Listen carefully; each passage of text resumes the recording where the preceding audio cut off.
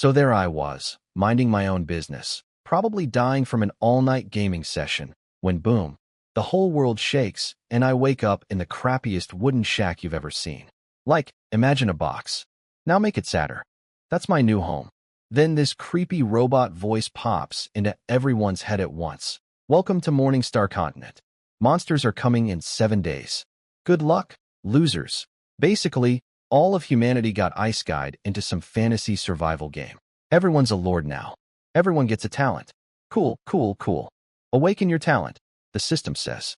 My heart's pounding like a drum solo. This is it. This is the moment. Dragon or worm, baby. Let's go. The light fades. The panel appears. And my talent is farmer. F rank. Tiny chance to boost crop yield by 1%. 1%. I honestly just stood there with my mouth open like a broken vending machine. I knew it could be bad, but this? I didn't just hit rock bottom. I grabbed a shovel and kept digging. Meanwhile, the chat channel is going absolutely nuts. Some dude got C-rank super strength. Another guy's throwing fireballs like a discount wizard. And then, a golden light beam shoots up from the center of the village like God himself is showing off. And some guy named Xiao Tian awakens an S-rank alchemist talent. The whole chat turns into a fan meeting. One guy named Wang Hao is practically proposing marriage in the comments. And me? I'm standing in my sad little shack with my F-rank farming talent, watching this golden pillar of life isn't fair light up the sky. But hey, I've always had good vibes. Can't cry about it. At least I've got a roof, right? Then ding. My talent panel starts freaking out. Apparently my soul is some kind of ancient primordial thing called a Hongmeng source soul. And the system's like, oh wait, hold up, let me fix that. The F on my screen literally shatters. The rank starts climbing like it's on an elevator with no brakes. FEDCBAS SS SSS Legendary Mythical Creation Law Eternal. Rainbow light is blasting my eyeballs. I'm pretty sure I went temporarily blind. When it's done, I'm staring at my new talent, Hongmeng Spirit Field. Eternal rank. One of a kind. Hidden. What does it do?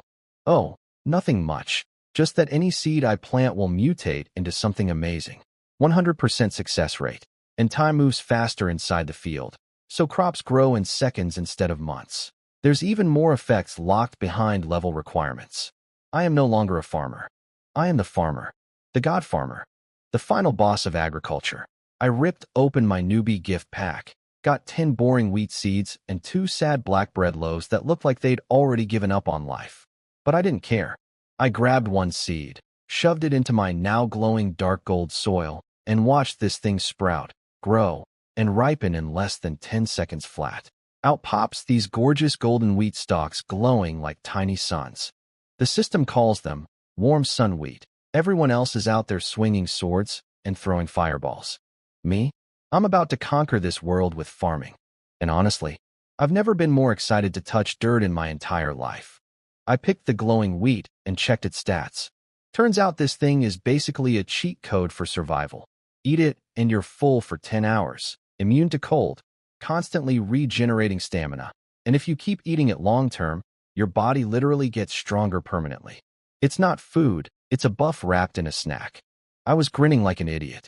While everyone else is panicking about weapons and monsters, I've got magic wheat that basically makes me unkillable by weather. Eternal rank talent? Yeah, it delivers. But something was bugging me.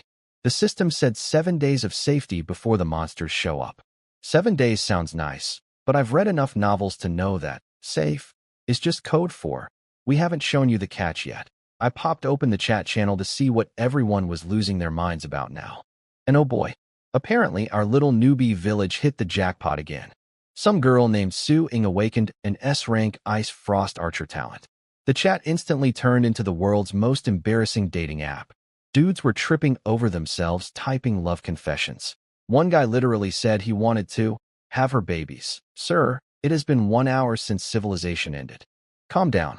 Then Mr. Big Shot Xiao Tian slides into the chat like a used car salesman.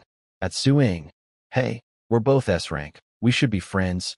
We're basically the leaders here. Let's exchange numbers. The dude was oozing so much main character energy you could smell it through the screen.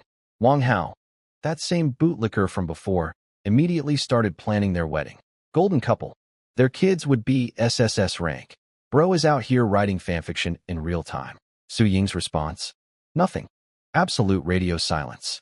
1 full minute of Xiao Tian getting publicly ghosted in front of 10,000 people.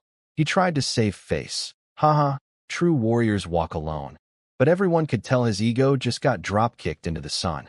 I was sitting in my shack watching this whole soap opera with a bag of popcorn expression. Entertaining? Absolutely. My problem? Not even slightly. These S-rank people think they're hot stuff. But honestly, their talents boost one thing. My talent creates an entire ecosystem. They got a flashlight. I got the whole power grid. I closed the chat. Back to farming research. Priorities, people. But nope. The universe wasn't done with me yet. A voice boomed through every single lord's head. Not the regular system notification voice either.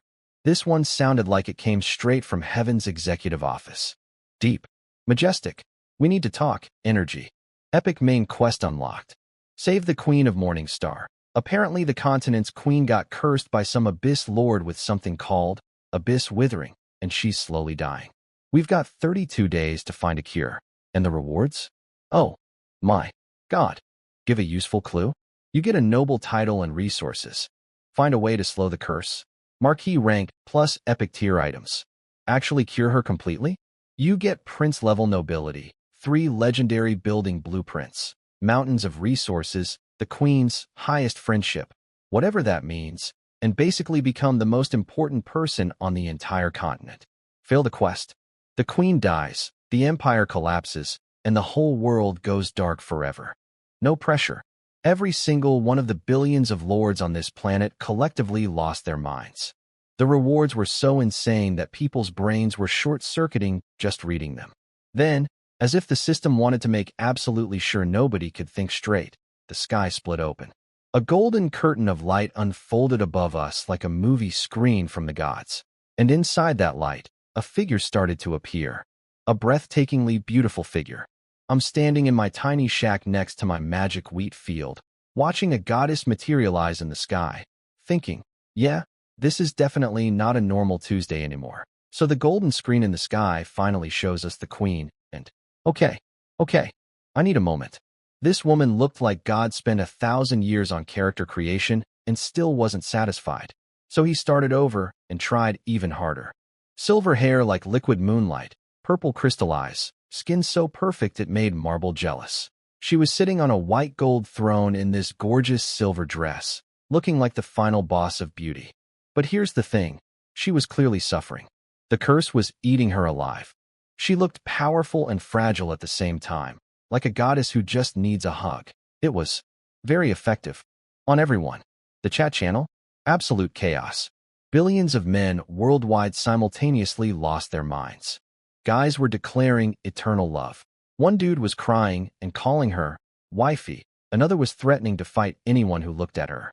Someone literally announced they'd destroy the entire abyss dimension single-handedly. Sir, you have a D-rank fireball talent. Sit down. Then, of course, Lord main character Xiao Tian swoops in with his hero speech. As an S-rank alchemist, it is my duty to save the queen. Fear not, the whole chat exploded with worship.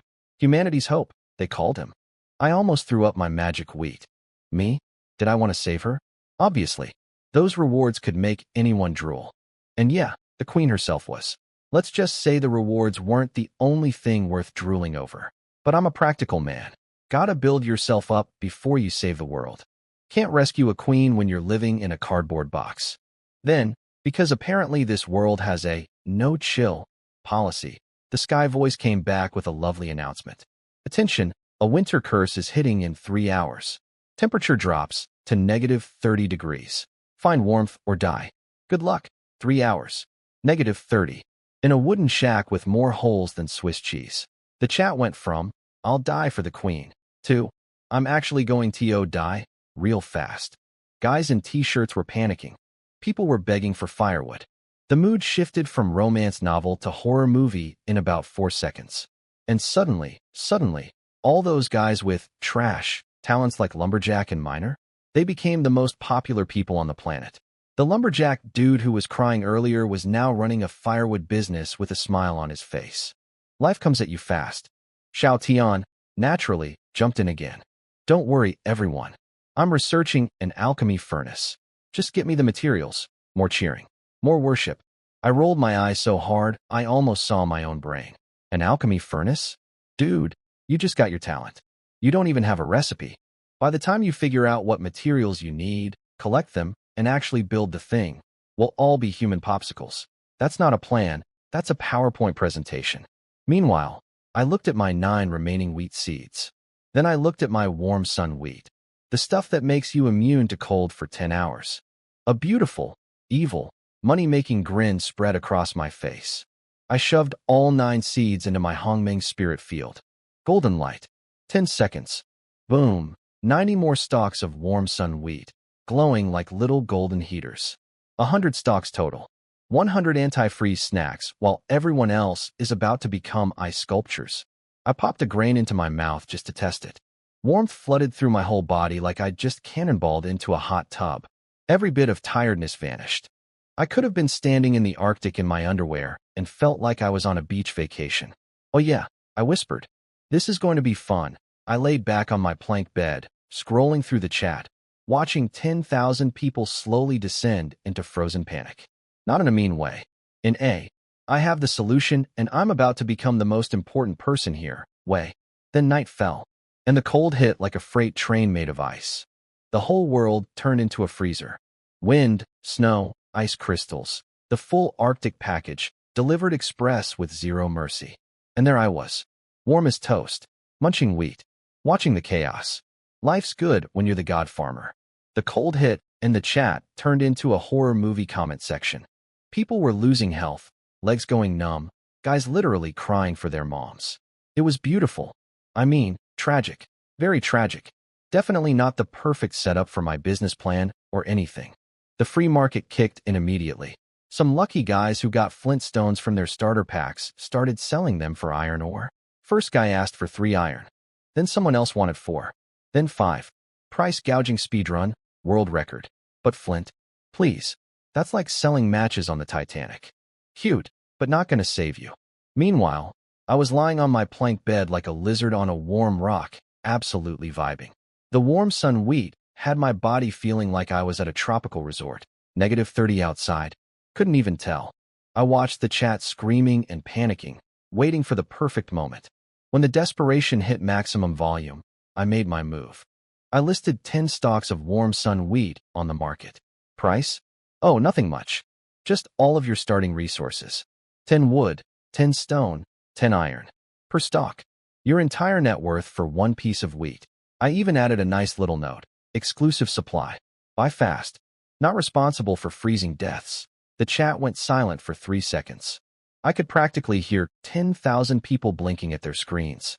Then the volcano erupted. I asked this guy insane, who the hell is Liu Qingzhou? It's just food. My 2 black bread loaves are fine. Someone, some absolute genius, decided to check my profile. And then he found it. Guys, this dude is an F-rank farmer. The lowest possible talent.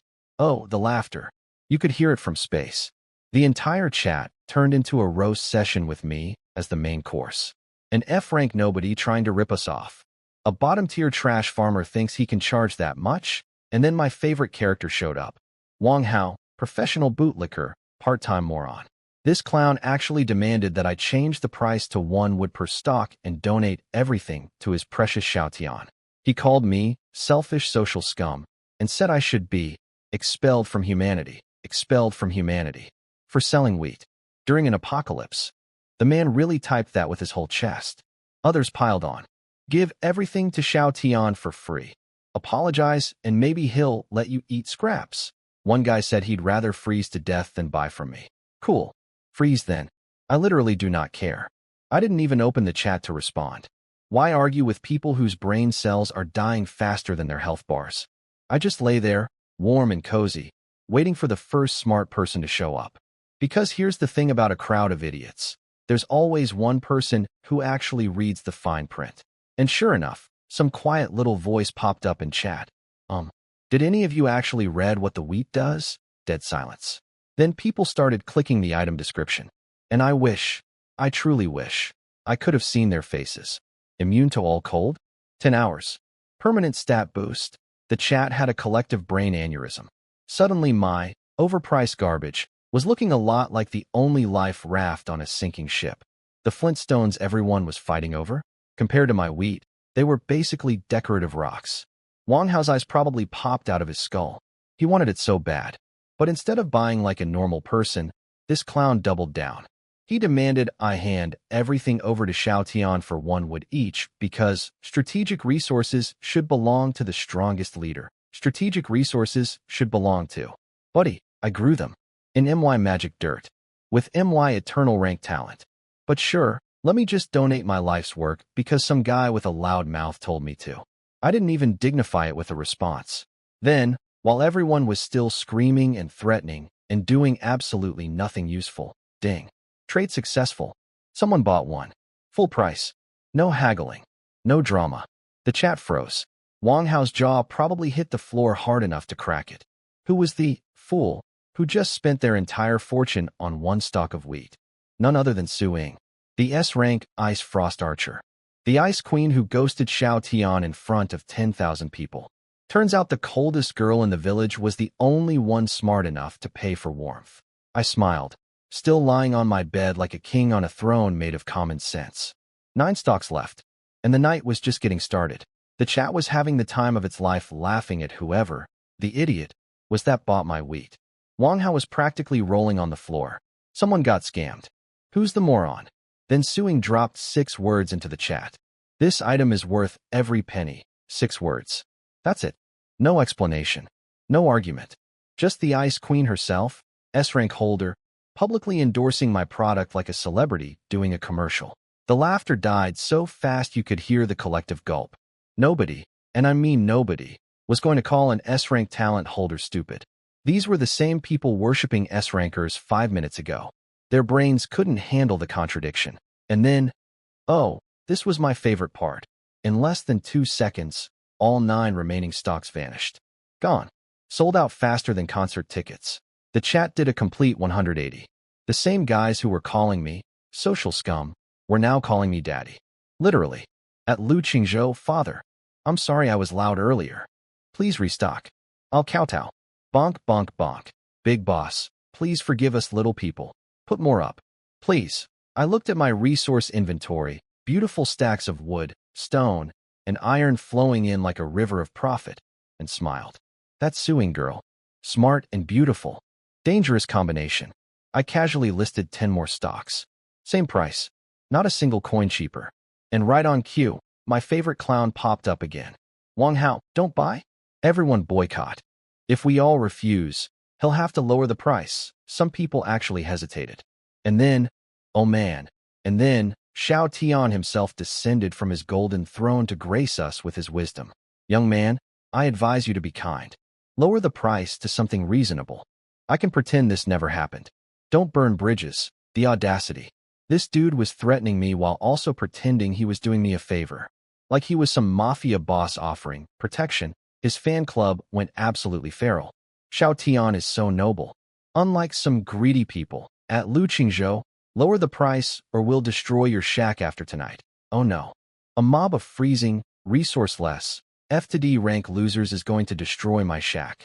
I'm shaking. Truly. You know what my response was? Nothing. I said absolutely nothing. But the market spoke for me. Ding. Sold. Ding. Sold. Ding. Sold. 10 transactions. Simultaneous. All 10 stocks. Gone in an instant. The silence that followed was so loud it could have shattered glass. Every single boycott, supporter, every Wang Hao cheerleader, every Xiao Tian worshipper, they all just got slapped across the face by the invisible hand of capitalism. Then the buyers started posting reviews. This wheat is insane. I was seeing stars from the cold, and now I'm warm. My health is regenerating. Best purchase of my life. Worth every resource. At Lu Qingzhou, you're my only brother. At Wang Hao, at Xiao Tian. Go sit on a cactus. Wang Hao was shivering so hard he could barely type. His lips were purple. His health bar was dropping. And his boycott had exactly 0 participants. Why you? You traitors. We said we'd boycott together. Nobody even responded to him. Every person in the chat was refreshing the market page like their life depended on it, because it literally did. I listed 10 more. 1 second. Sold out. Wang Hao was still typing protests with frozen fingers while everyone around him was getting warm and cozy. One guy who just bought a stock went straight for the kill shot. At Wang Hao, you got some kind of disease? Want to freeze yourself to death? Don't drag us down with you. I'm warm as a blanket right now. Go cry to your mom. I think Wang Hao almost had an aneurysm. Good times. I just kept restocking. 10 at a time. Same price. Never responding to a single message. Letting the product speak for itself and the customers do the roasting. The God Farmer doesn't argue. The God Farmer just sells wheat and watches idiots fight each other. Xiao Tian and Wang Hao's names were just sitting there in the chat like two clowns who forgot to leave the stage after the show ended. They're big, boycott, and warning, aged like milk in the sun. I didn't even respond to them. Not one word. Not one emoji. Nothing.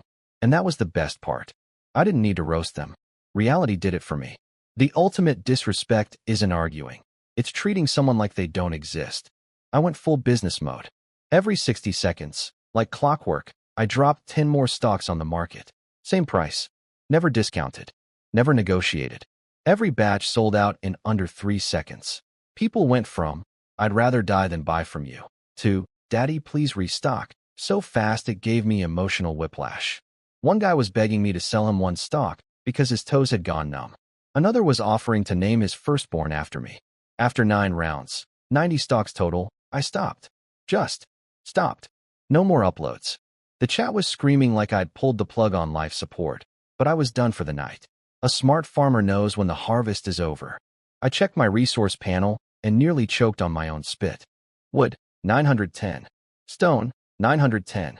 Iron, 910. 910 of each. A normal lord starts with 30 total. I had cleaned out the entire village's pockets in one evening. I was basically the Jeff Bezos of the apocalypse. My shack was literally overflowing with materials, so I figured, why not upgrade? I opened the building menu, spent 200 wood and 100 stone, and boom.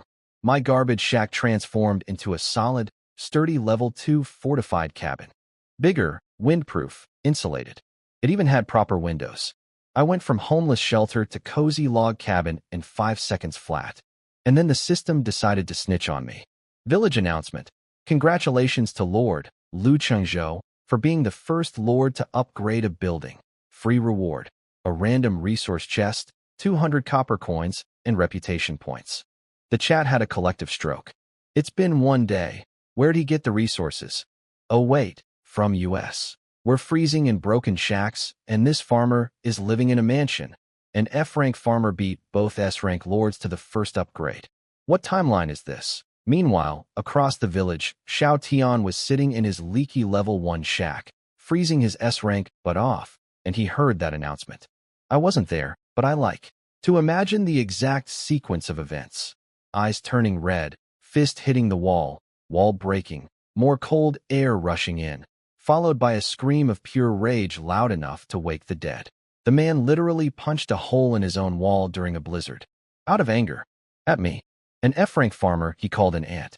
That wall had better insulation than his ego. But did I know about any of this? Nope. Did I care? Even less than nope.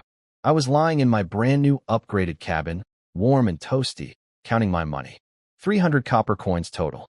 A mountain of resources. And I'd kept 10 stalks of warm sun wheat for myself because I'm not stupid. Then I opened my reward chest. Inside, 10 pumpkin seeds and 100 more copper coins.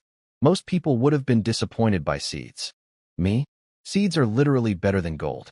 Every seed that goes into my Hongmeng spirit field comes out as something ridiculous. A regular wheat seed became magical anti-freeze food. What's a pumpkin seed gonna become? A house? A weapon? A pet? Who knows? That's the beauty of it. I grabbed one little pumpkin seed, walked outside into the howling blizzard, didn't even flinch, thanks to the wheat, and stood in front of my glowing dark gold spirit field. All right, little pumpkin, I said, grinning like a mad scientist. Show me what you've got. I planted the first pumpkin seed and my spirit field went nuts. Golden light exploded everywhere like someone set off fireworks in a greenhouse. A massive vine burst out of the ground, thrashing around like it was possessed, and in about 10 seconds it popped out a basketball-sized pumpkin. Except this pumpkin looked like it came straight from hell. Dark red, covered in glowing lava cracks, pulsing like a living heartbeat. I touched it and nearly burned my fingers off. I checked the stats and my jaw hit the floor. Exploding pumpkin. One-time throwable.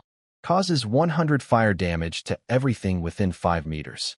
The system description literally said, when you throw it, run fast. It's not a vegetable. It's a grenade. I'm not a farmer anymore. I'm an arms dealer who happens to use soil.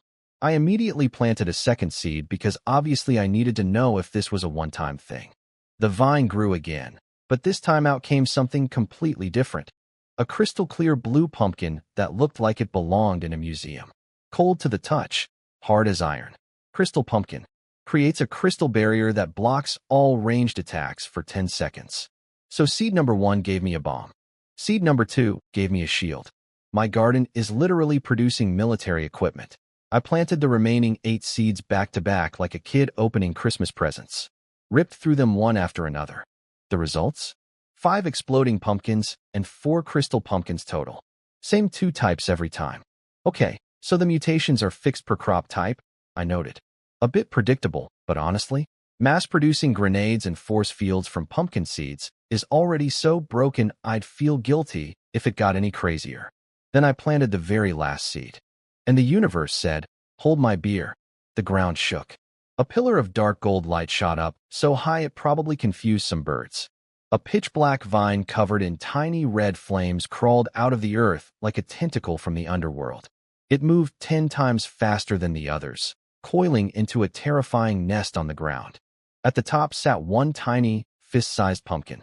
Jet black, lava cracks, and instead of heat, it radiated pure, everything near me is going to die, energy. 1 in 10,000 probability triggered. Secondary divine mutation, hellfire exploding pumpkin. I opened the stats with shaking hands. 10-meter blast radius. 250 fire damage. Plus a burning effect. 10 damage per second for 5 seconds. Total damage, 300 points.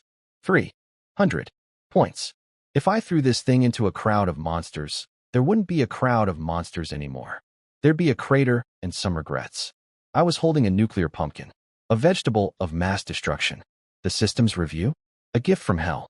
Explosions are art. I have never agreed with a piece of flavor text more in my entire life.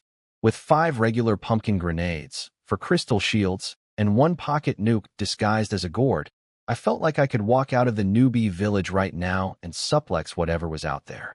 Meanwhile, the chat was still arguing about me. People couldn't figure out how an F-rank farmer upgraded his building first. Some were theorizing the system glitched, and I wasn't really F-rank. Others were just confused and jealous. Xiao Tian was having a full meltdown in his freezing, broken shack. The one with the extra hole he punched in the wall. Remember, trying desperately to stay relevant. He posted another grand speech about how he'd mastered alchemy and would soon build powerful golems to lead everyone to victory. Wang Hao, of course, was right there gargling his boots. Xiao Tian is playing the long game. That farmer is just a flash in the pan. But this time, way fewer people clapped. Most stayed silent. Because at the end of the day, Xiao Tian was offering promises while shivering in a broken shack, and I was offering actual survival items from my heated upgrade cabin. One guy sells dreams. The other guy sells results. And results, my friends, taste like warm magical wheat on a -30 night. I woke up feeling like a king. My level 2 cabin kept me warm all night, slept like a baby in a heated blanket, while everyone else was basically hibernating in refrigerators. Popped a warm sun wheat grain for breakfast, opened the door, and stared at the dark forest outside. Time to go exploring. Some people would call it reckless. I call it having 5 grenades for shields and a pocket nuke made of vegetables. I walked into the forest. Creepy. Dark. Trees so tall they blocked out the sky. Very horror movie before the jump scare energy. About a few hundred meters in, I spotted 3 pairs of glowing red eyes staring at me from the bushes. 3 massive black wolves, way bigger than normal wolves, exploded out of the bushes, drooling and snarling. Demonized wolves, the system called them. Level 1. 80 health each. 15 attack power. Most people would have screamed and run. I pulled out an exploding pumpkin and grinned. Go, pumpkin beast. I chucked that bad boy right into the middle of the wolf pack like I was throwing a baseball at a carnival. Boom. Let's just say those wolves had a very brief and very hot experience. First kill. Instant level up. Done. Easy. 3 wolves, 1 pumpkin, 0 sweat. Now here's where the story gets beautiful, because I later found out what was happening on Xiao Tian's end at the exact same time. This man, this S-rank genius, spent the entire night burning through all his remaining resources to build 1 alchemy golem. 2 meters tall, bronze and steel, 200 HP, 20 attack. Admittedly impressive. He was so proud of himself, standing in front of his creation like a dad at a science fair. He marched into the forest with his golem, found 2 wolves, and sent it charging in like a tank. The golem was stronger than the wolves on paper, but wolves are fast, and the golem moved like a refrigerator on legs. They kept dodging and scratching it while Xiao Tian hid behind a tree screaming, "Hit them! Hit them!" He was minutes away from finishing the fight when, village announcement, congratulations to Lord Lu Changzhou for being the first lord to reach level 2. I imagine the exact moment that notification popped up in his brain, his soul left his body. First to upgrade a building, me. First to level up, also me. The guy who was supposed to be an F-rank ant keeps winning every single race. And here's the chef's kiss. He was so shocked that he forgot he was in a fight. The wolves tore his golem apart like it was made of tinfoil. His entire night's work, all those resources, all that crafting, ripped to pieces in seconds. Then the wolves looked at him. From what I heard, the S-rank alchemist, the self-proclaimed future ruler of the village, the true god who controls everything, ran away screaming like a toddler who saw a spider, tripping, stumbling, practically crawling back to his broken shack with the hole he punched in the wall yesterday. The chat was going wild. Level 2? It's been 1 day. A farmer killed monsters? With what? AHOE. If this guy is F-rank, I'll live stream eating my own shoes. Then someone asked the million-dollar question. Wait, didn't Xiao Tian say he was going to be first to level up? Where is he? At Xiao Tian, silence. Long, painful, delicious silence. Finally, Wang Hao, ever the faithful lapdog, sent Xiao Tian a private message. Big bro, are you okay? And Xiao Tian, sitting in his destroyed shack, golem in pieces, pride in the trash, wolves probably still circling outside, replied with the smoothest cope in human history. Heh, no rush. Let the bullet fly a little longer. I'm working on something big, my guy. You just ran home crying from 2 wolves. The only big thing you're working on is a big L. I strolled up to the 3 dead wolves like I'd just finished taking out the trash. Didn't even look at them. Opened my stats instead. Level 2. Health 120. Magic 130. All my base stats went up a point.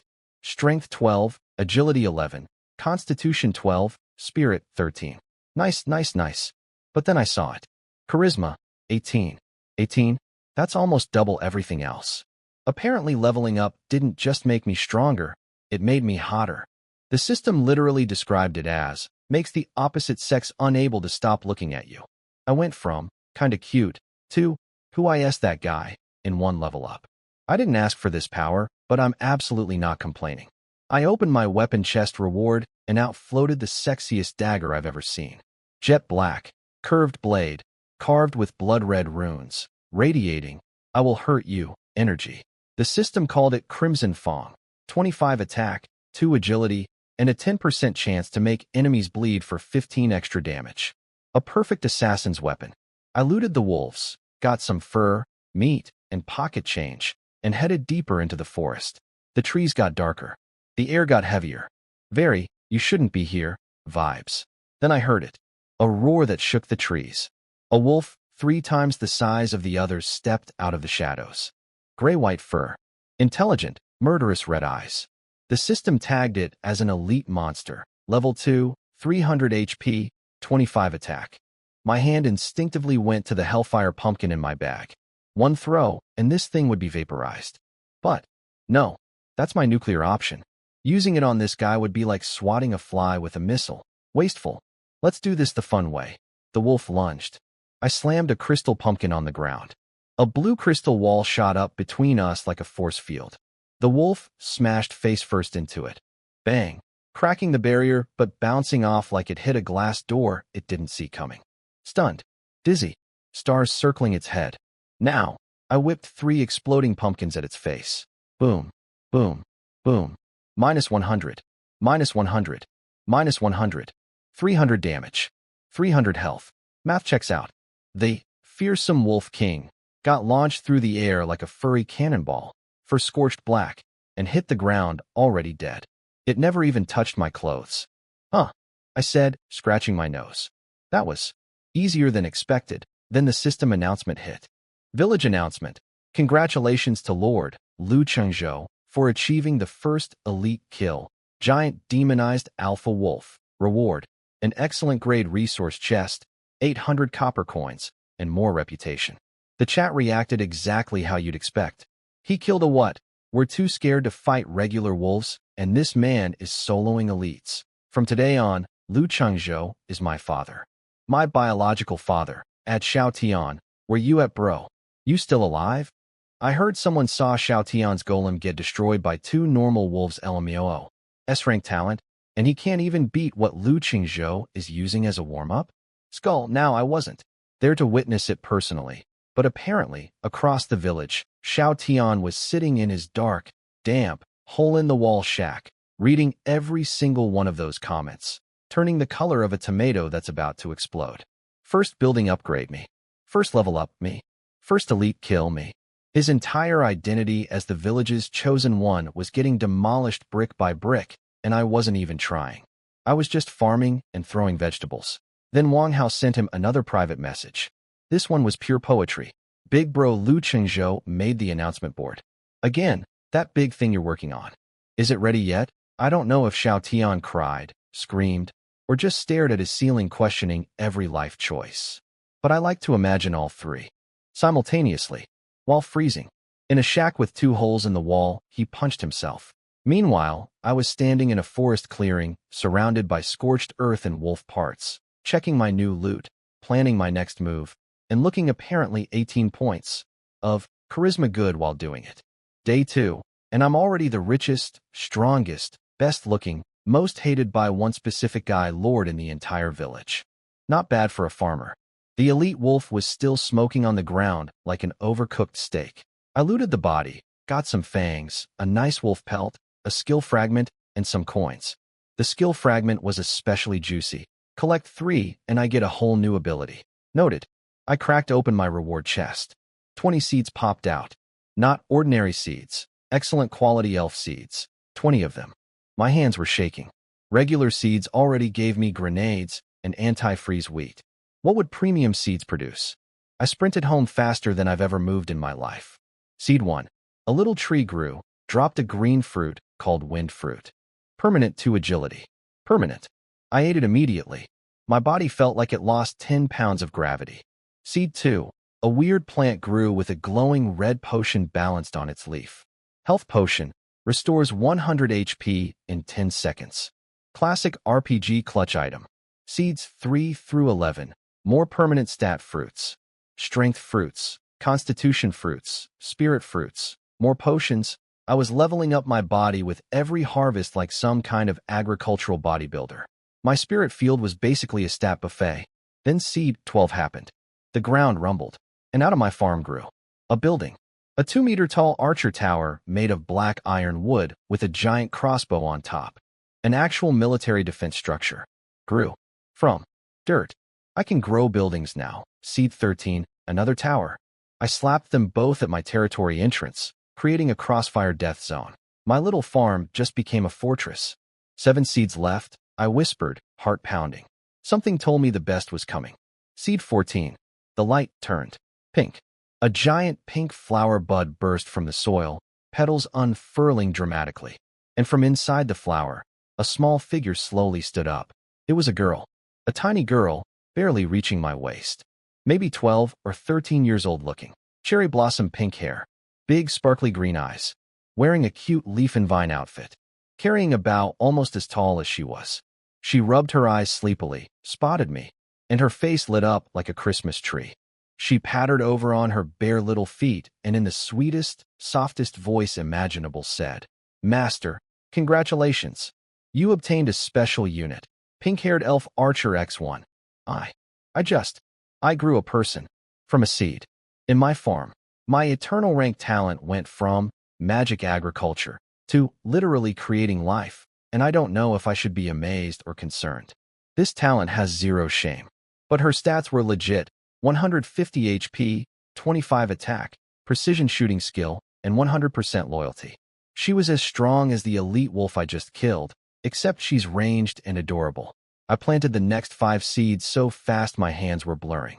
Pink light, pink light, pink light, pink light, pink light. 5 more flower buds.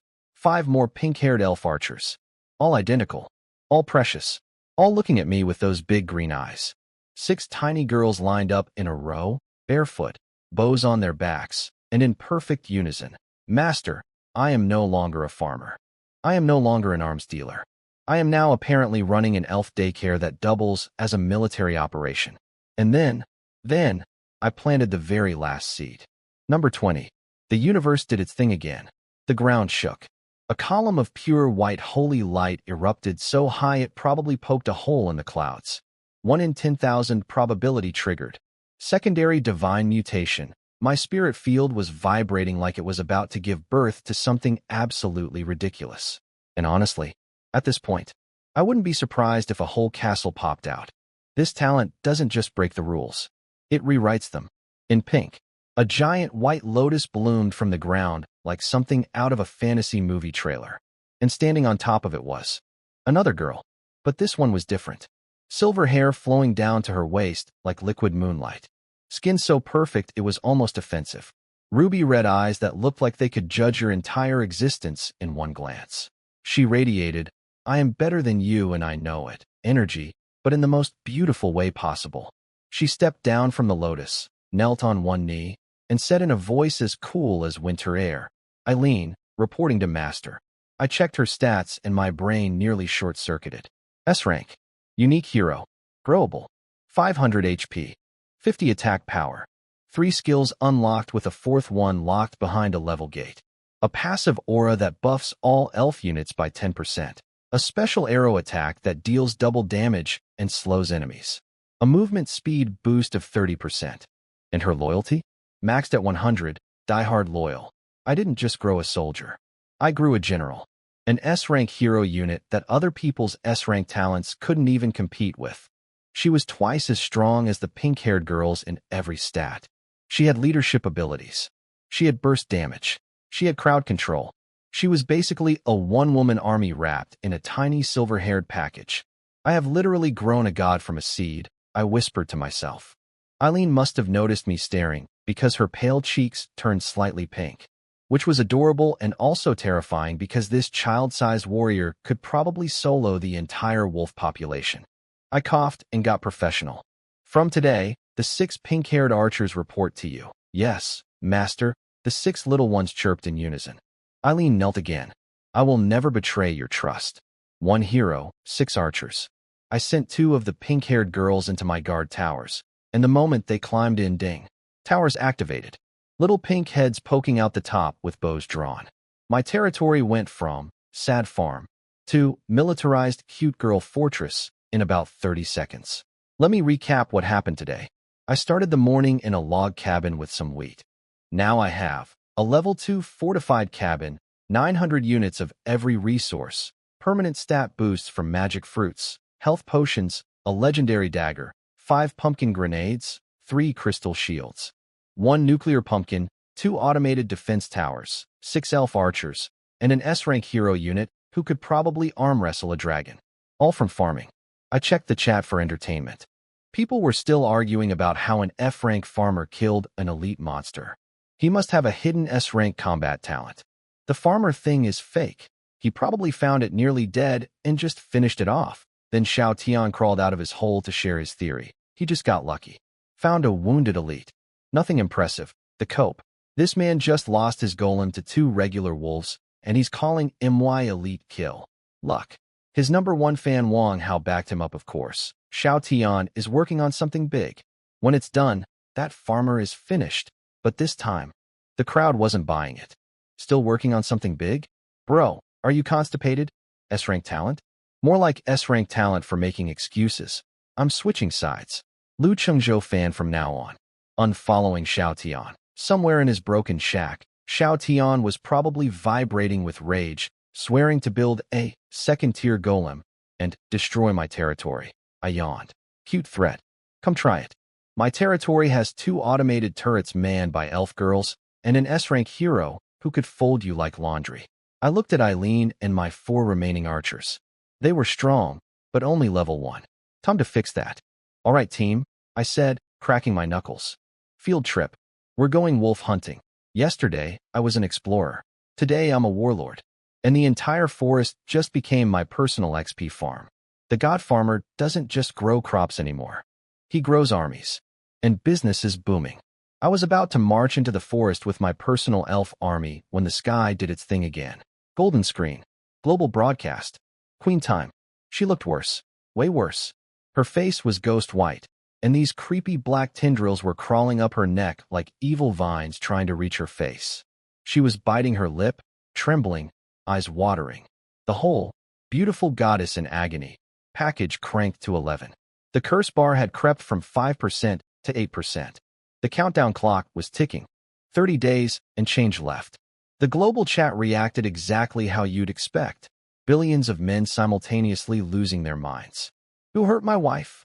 I'll destroy the abyss. One guy was crying and calling her mom. Another one pointed out that the black cursed tendrils kind of looked like stockings. The chat went, EW. Disgusting. Followed immediately by heavy breathing noises. Humanity at its finest. Now, here's where things get interesting. Because while I was busy being productive, Xiao Tian had his biggest brain moment yet. And by biggest brain moment, I mean biggest scam. He was sitting in his broken shack, staring at his pile of golem parts, probably on the verge of tears, when he saw the Queen broadcast. And something clicked in that scheming little head of his. Wait, I'm an alchemist. I don't need to fight monsters. I need to cure the Queen. Now, did he actually know anything about the curse? No. Did he have any leads? Absolutely not. Did he have a single clue what he was doing? Not even close. But did he tell everyone he had it figured out? Oh yes, he did. He typed up the most inspirational, heroic, absolutely fraudulent speech I've ever seen. Fellow lords, I've been studying the curse and I have leads. But I need your resources to create a cure. Send me everything you've got. When I save the Queen, I'll share all the rewards equally with everyone who helped. Every single word of that was a lie. And the chat ate it up. OMG, Xiao Tian has a cure. S-rank alchemist saves the day. Take my resources, king. Wang Hao nearly passed out from excitement. He launched into a whole comparison speech. This is what a real leader looks like. Not like some people Lu Qingzhou who sold weed at high prices and only cares about himself. And just like that, the mob turned on me again. Give back the money you stole. Lu Qingzhou is humanity's enemy. Get out of our village. These people have the memory of goldfish and the loyalty of a weather vane. Yesterday I was daddy and our god. Today I'm humanity's criminal because some con artist made a pretty speech. Meanwhile, resources were flooding into Xiao Tian's inbox. People were sending him their last pieces of wood, their last chunks of iron. One poor soul literally sent a single black bread loaf, probably his only food. And what did our noble hero, this selfless savior of queens, do with all those donated resources? He upgraded his shack. That's right. The man collected charity donations and immediately spent them on home renovation. Then he dumped whatever was left into building more golems. For himself. To come kill me. Research the curse. He didn't know what the curse was made of. He couldn't research his way out of a paper bag. The whole thing was a fundraiser where he was the only charity. 358 wood. 267 stone. Nearly 200 iron. All scammed from desperate, hopeful people who thought they were saving a queen. And the beautiful irony? The one person in this entire village who actually has the power to grow miraculous things that could potentially help with the curse, that would be me, is the one they're all telling to leave. But did I care about any of this? Not even a little bit. Let the clown do his show. Let the sheep follow the loudest voice. While they're busy throwing their resources into a black hole, I'll be in the forest, leveling up my elf squad, getting stronger, and minding my own incredibly profitable business. The wolves aren't going to hunt themselves. Well, actually, with Eileen leading 6 archers, they kind of will. But you get the point. I glanced at the chat one more time. Thousands of people handing their life savings to a guy who couldn't cure a headache, let alone a divine curse. Shook my head and said 2 words to my squad. Let's go. I walked into the forest with 5 tiny elf girls behind me. Eileen led the pack, silver hair flowing, ruby eyes scanning everything. The 4 pink-haired archers followed in perfect formation. All 5 of them were barefoot, stepping on dried leaves without making a single sound. Like adorable little ghosts with bows. Master, 5 wolves ahead. 300 meters, Eileen reported, cool as ice. Can you handle them?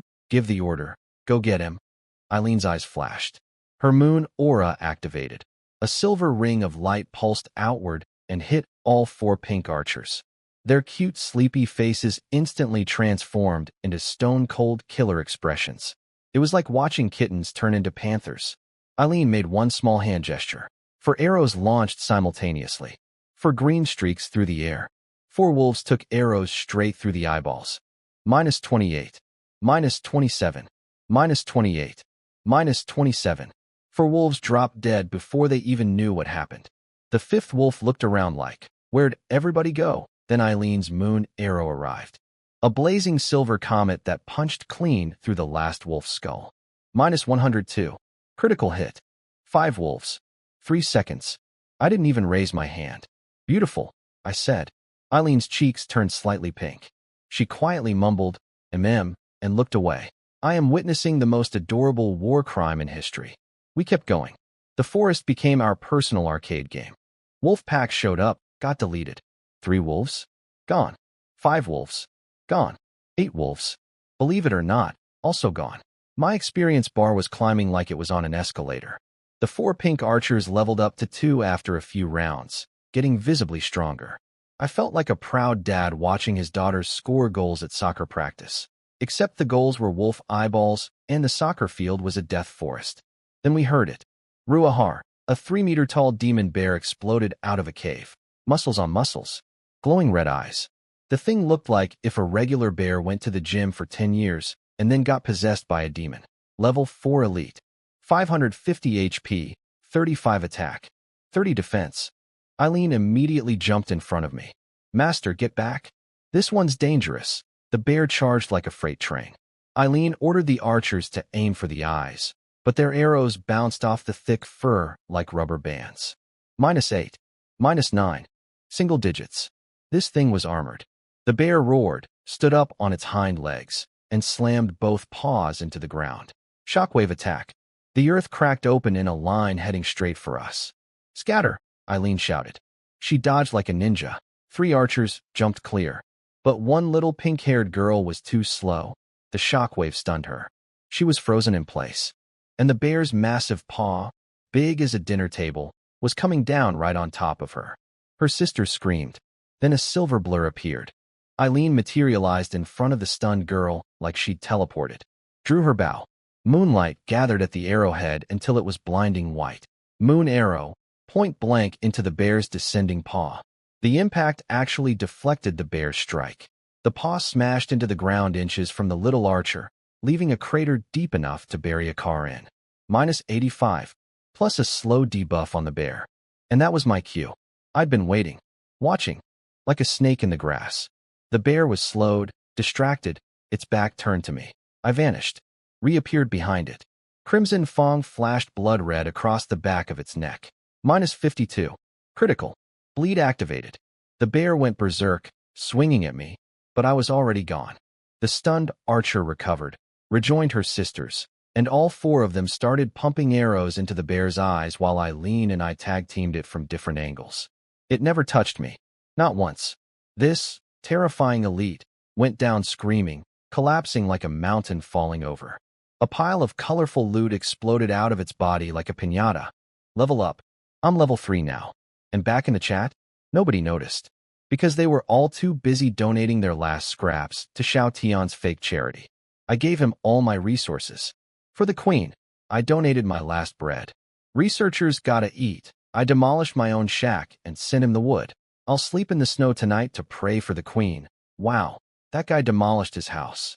I feel like my 10 iron was too stingy. One man literally destroyed his own shelter during a deadly blizzard to donate wood to a scammer. And instead of anyone saying, Hey, maybe don't do that. It inspired others to give more. These people are speedrunning natural selection, and I almost respect it. Meanwhile, I'm standing over a dead elite bear, level 3, surrounded by loot and tiny elf soldiers, getting stronger by the hour. Let them feed the con artist. The god farmer feeds himself. The bear hit the ground like a building collapsing. Dust everywhere. And sitting next to its crispy corpse was a small mountain of loot, glowing like a rainbow threw up on the forest floor. Everyone leveled up from that one kill. My pink archers jumped to level 3. Eileen hit level 2. And the loot? Oh, the loot. A skill book called Heavy Strike. 150% damage on my next melee hit plus a chance to stun. Learned it instantly. My arms felt like they got firmware updates. A blueprint for Bear King war boots. I had the materials on me, so I crafted them right there in the field. 15 defense, 2 strength. Slapped those bad boys on my feet like tactical Timberlands. And the crown jewel, Elite Bear's Brute Force Soul. Permanent. Plus 3. Strength points. 3 levels worth of strength from one item.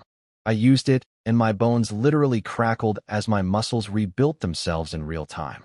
I checked my stats and almost kissed my own screen. Level 3. Strength 20. Spirit 20. Agility 14. Constitution 15. Charisma 19. 20 strength. I could probably arm wrestle the bear's ghost and win.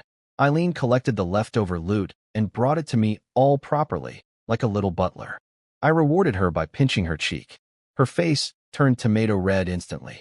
The cool, deadly, S-rank hero was blushing because I touched her face. Incredible. Then the 4 pink archers surrounded me, puffing out their tiny chests, eyes sparkling like puppies at treat time. Master, we want rewards too, so obviously I pinched all their cheeks. One by one, they giggled like it was the best thing that ever happened to them.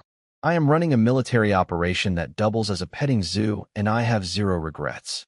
We kept moving deeper. With Eileen as my living radar, nothing could sneak up on us. She suddenly stopped and pointed at a random cliff wall. Master, faint energy readings from inside that rock. I knocked on it. Solid. But Eileen said the signal was coming from inside. Hidden room. I cracked my knuckles. 22 strength points. Heavy strike skill. I wound up and punched the cliff face. The rock exploded. One punch. I literally fisted a hole in a mountain. Inside was a dusty old chest covered in cobwebs. I kicked it open. Inside, a rare blueprint for an elf storage cabinet. 100 inventory slots with a 90% freshness preservation effect, meaning all my magic crops would basically never spoil. This was custom designed for me.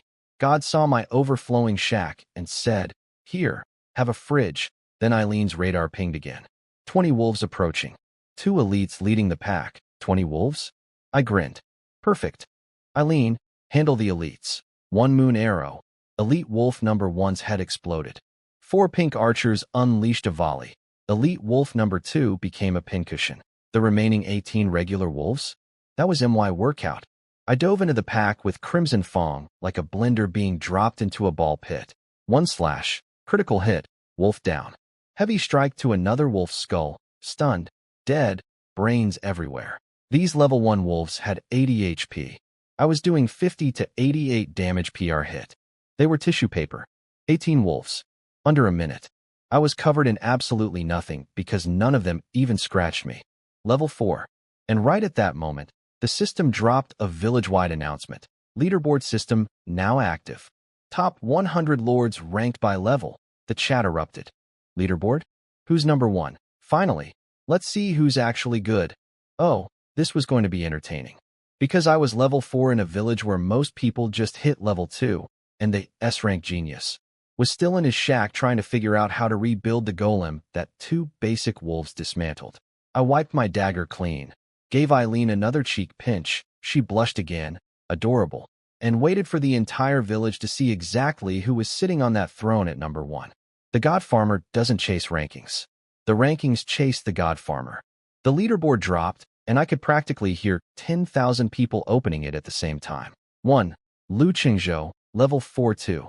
Su Ying, level 3, and Xiao Tian, the S-rank chosen one.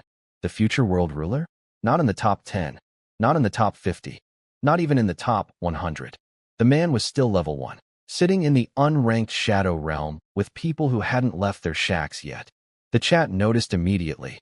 Where's Xiao Tian? S-rank genius can't even crack the top 100? Wasn't he working on something big? Is his prostate okay? But then, like clockwork, Wang Hao galloped in on his clown horse to save the day. He delivered the most dramatic, tear-jerking, Oscar-worthy speech about how Xiao Tian had sacrificed his leveling time to research the Queen's cure. How he was sitting alone in his cold, broken shack, starving, sleepless, slaving over experiments. A tragic hero burning himself to light the way for humanity. While you selfish people chase levels, Xiao Tian suffers for all of us. People actually cried. They started donating more resources. One guy went to chop extra wood, so our hero doesn't get cold.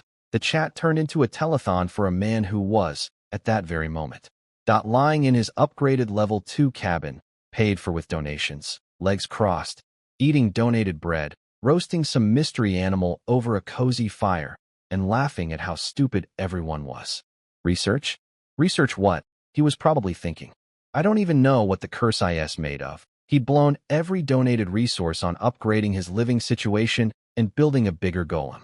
The entire Save the Queen thing was just a GoFundMe scam with extra steps. Meanwhile, in the forest, I was standing in a pile of 20 dead wolves like it was a normal Tuesday. Cleanup time, I said. My 4 pink archers dove into the corpse pile like kids at an Easter egg hunt. One little girl yanked a fong out of a wolf's mouth, ran over to me holding it up like a trophy, and squealed, Master, Master, look. It's so pointy. I pinched her cheek. Good job. That's for making weapons. She beamed so hard her eyes turned into little crescents. The other 3 immediately started competing to find cooler loot. One dragged over a wolfskin hat bigger than her head. I plopped it on her pink hair. Yours now? She spun around in circles, showing it off to her sisters like she'd won a crown. These girls kill wolves with surgical precision and then act like puppies getting treats. My heart can't take it. More gear dropped, some wrist guards, a basic bow. All garbage tier stats, but perfect for equipping the squad. I handed everything out, and the little ones were so happy, chattering and comparing their new accessories. Eileen, naturally, said nothing. She just silently organized every single material into neat categories, carried the biggest pack herself, and stood exactly half a step behind me like the world's most elegant bodyguard/accountant. I checked my coins. 1,771 copper. Probably more than everyone else in the village combined. Plus mountains of wolf pelts, meat, and crafting materials. We marched home. 4 pink archers waddling under oversized backpacks of loot. Eileen silently carrying the heaviest load without complaint. Me leading the parade like a general returning from conquest. The 2 tower girls spotted us first. Little pink heads popped out of the turrets, tiny arms waving frantically. Master's home. Sisters are back. I looked around my territory.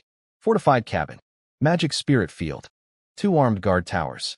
A storage blueprint ready to build. 6 elf archers. 1 S-rank hero. Almost 2,000 coins. Level 4. And it was only day 2. Somewhere out there, Xiao Tian was eating stolen bread and building a robot with charity money while pretending to save the world. And somewhere in the chat, Wang Hao was writing another essay about what a hero he was. And here I was, surrounded by my little elf family, drowning in loot, sitting on the #1 throne. Life as a farmer hits different when your farm grows soldiers. Master, where do we put all this stuff? One of my little archers was dragging a wolf pelt twice her size across the ground, looking at me with those big green eyes. Fair question. My cabin was already stuffed with 900 units of resources like a closet after Black Friday. Watch this. I pulled out my elf storage cabinet blueprint, slapped down 300 wood, 50 stone, and 100 coins, and watched as materials flew into the air and assembled themselves into a gorgeous 3-meter-tall cabinet made of pale blue wood with vine carvings all over it. The thing looked like it belonged in an elven museum. 100 storage slots. Anti-spoilage effect. My food would basically last forever now. The pink archers lost their tiny minds. They surrounded the cabinet, touching it and going, ooh, like they'd never seen furniture before. To be fair, they were literally born from flowers this morning, so they probably hadn't. I loaded everything inside. Loot, pelts, meat, wheat, and the cabinet swallowed it all with room to spare. A little green, preserving icon appeared on all the food items. Chef's kiss.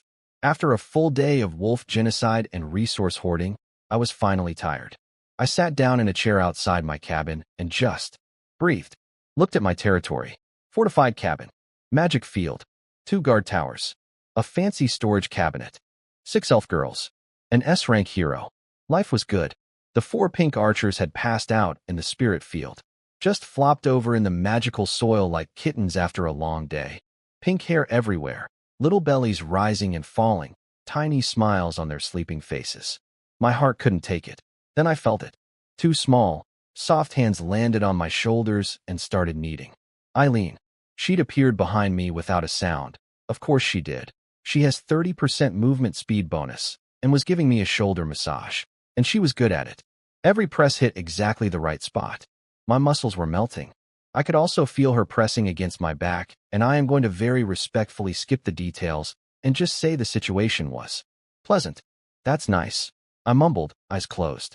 Her ears probably turned red. I didn't look. I was too comfortable to move. I lazily opened the chat to see what circus was performing today. Half the village was worshipping my level 4 ranking. Lusen, Lusen. Everywhere. The other half was still donating to Xiao Tian's fake research fund, thanks to Wang Hao's latest propaganda masterpiece. Apparently Wang Hao had painted this beautiful picture of Xiao Tian sitting alone in his cold, broken shack, starving, sleepless, sacrificing everything to save the queen. People were weeping. One guy donated his last food. Another guy demolished his own house again and sent the wood. Meanwhile, the selfless hero was lounging in his secretly upgraded level 2 cabin eating roast meat by a cozy fire, using every donated resource to build a war machine to kill me. The cognitive dissonance was actually impressive. I browsed the trading market for entertainment. Some guy was selling a flintstone for 15 iron or triple yesterday's price, and the comments were roasting him alive. Then Wang Hao showed up in the comments to somehow blame me for it. This man could watch someone stub their toe and find a way to make it my fault. The best listing was some guy trying to trade a broken wooden bow for one of my warm sun wheat stalks. The comments translated it perfectly. I have a used bicycle. Looking to trade for a Bugatti. Serious inquiries only. Wang Hao popped up there too. It's not his fault.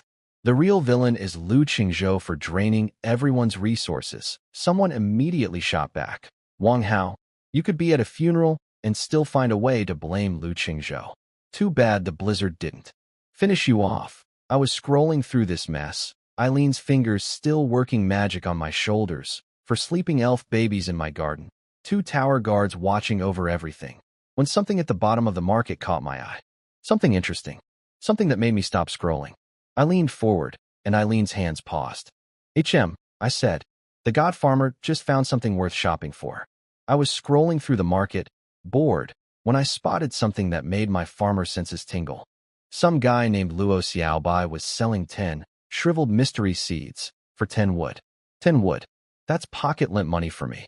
His description said, inherited seeds, no idea what they grow, just trying to fix my house lol. Nobody bought them. 0 comments. Because in a world where everyone's obsessed with swords and armor, who wastes resources on random seeds? Me. That's who. I hit buy so fast my finger almost broke the screen. The seller instantly replied, wow bro, you're generous. Hope you grow a fairy. I smiled. Buddy, you have no idea how close to the truth you might be. Then I saw it. Top of the market. Glowing blue. A fine quality item. My breathing stopped. The highest seeds I'd ever used were excellent quality. Those gave me an entire elf army and an S-rank hero. This was 1 tier higher. My brain started short-circuiting, trying to imagine what my spirit field would do with this thing. Seller, Su-ing item. Seed of the Life, Tree, X1 quality. Fine price. 50 copper coins, 50 copper. In a world where most people had earned maybe 1 to 3 coins total from killing wolves. Su-ing basically put up a Ferrari with a price tag only billionaires could read. The comments section was a zoo. Guys were offering hundreds of wood, stone, their entire inventories, their undying love, anything except the one thing she actually wanted. She didn't budge. Copper only. Where do we even get 50 copper? I killed 3 wolves and got 1 coin. This'll take months. It's over, bros. We'll never afford the goddess's seed. Smart woman.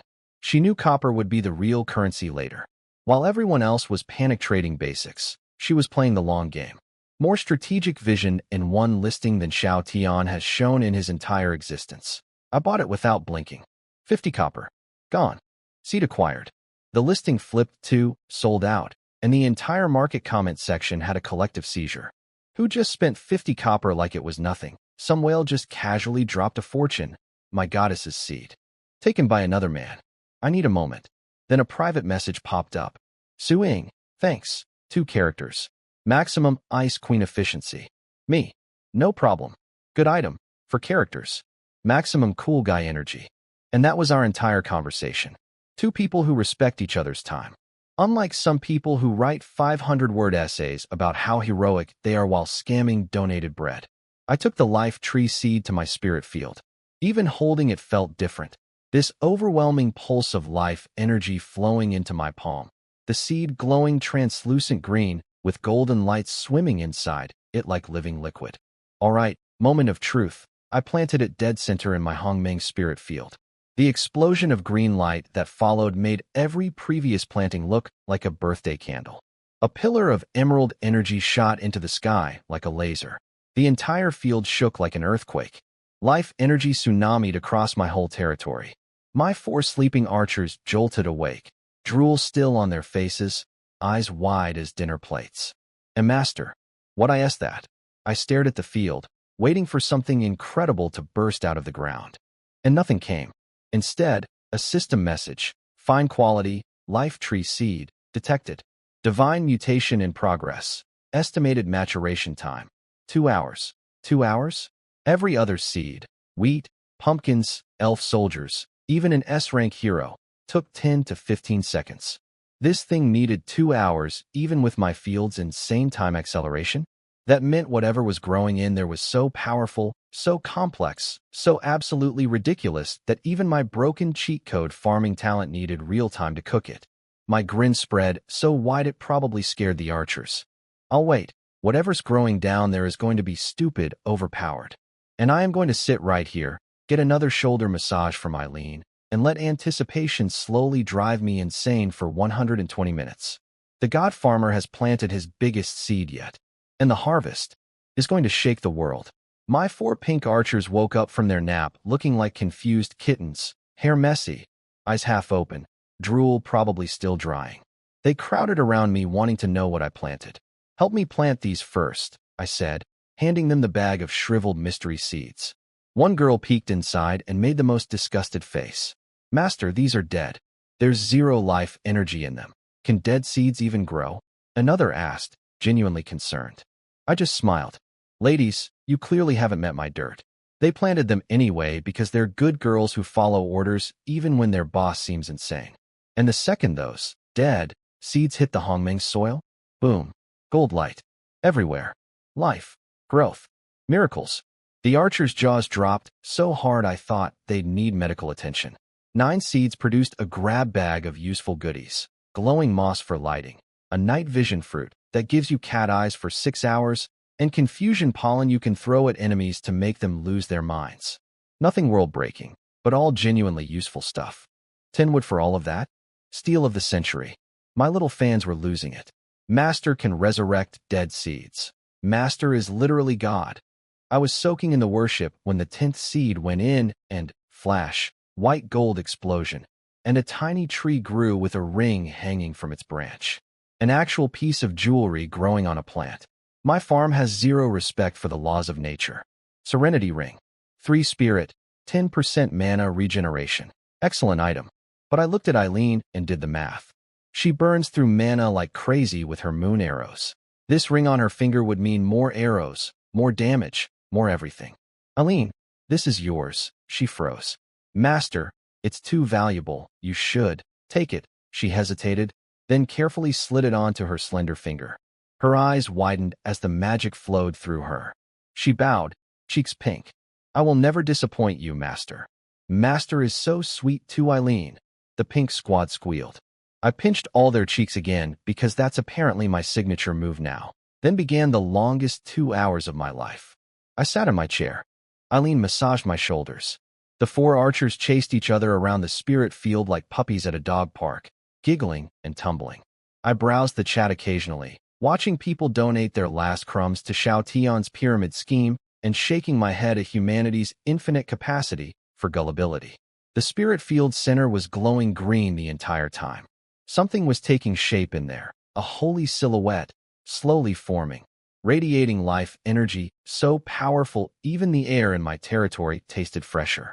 Master, Eileen whispered from behind me, whatever's growing in there. It's extraordinary. I can feel it. It better be, I said. I paid 50 copper for that seed. Tick, tick, tick. 2 hours felt like 2 years. Then 0. Life tree seed has completed divine mutation. The green light pillar that had been simmering for 2 hours exploded to 10 times its size. Holy, blinding, enormous. The pink archers stopped playing and stared with their mouths open. Eileen's hands froze on my shoulders. When the light finally faded, there it was. A 3-meter-tall tree, trunk carved from living jade. Every branch pulsing with ancient power. Every leaf crystal clear and glowing with golden light from within, like tiny stained glass windows lit by the sun. The life energy pouring off this thing was indescribable. It washed over the entire territory like a warm bath. The grass got greener. The air got sweeter. Even the elf girls looked healthier just standing near it. My spirit field now had a glowing divine tree in the center of it, radiating enough life force to make a desert bloom. I stood up slowly, heart hammering, and walked toward it. Every single seed I've planted has been ridiculous. Wheat that makes you immune to cold. Pumpkins that explode. Elf soldiers. An S-rank hero. A magic ring on a tree branch. But this thing took 2 hours to grow in a field that normally finishes in 10 seconds. Whatever this tree was, it was going to be absolutely, catastrophically, reality-breakingly insane. And I planted it with 50 coins and a dream. The light faded, and standing in the center of my spirit field was a 3-meter jade tree that looked like it was designed by angels on their best day. Every leaf glowed from within. Every branch hummed with ancient power. The air in my entire territory suddenly tasted like a mountain spring. Hongmeng life ancient tree. Unique, mythical grade. Growable. Not legendary. Not epic. Mythical. The kind of rating that probably makes other buildings feel bad about themselves. Its effects? Permanent, indestructible, boosts all friendly units' health and stamina regeneration by 50%. And, here's the big one, produces a life sacred fruit every 12 hours. As if on cue, the first fruit materialized on a branch. A fist-sized, snow-white fruit surrounded by a gentle mist and the most intoxicating smell I've ever encountered. I reached out, and it floated into my palm like it was waiting for me. Life sacred fruit. Legendary quality. Effect 1. Adds 1 year to your lifespan. Effect 2. Can slow the abyss withering curse.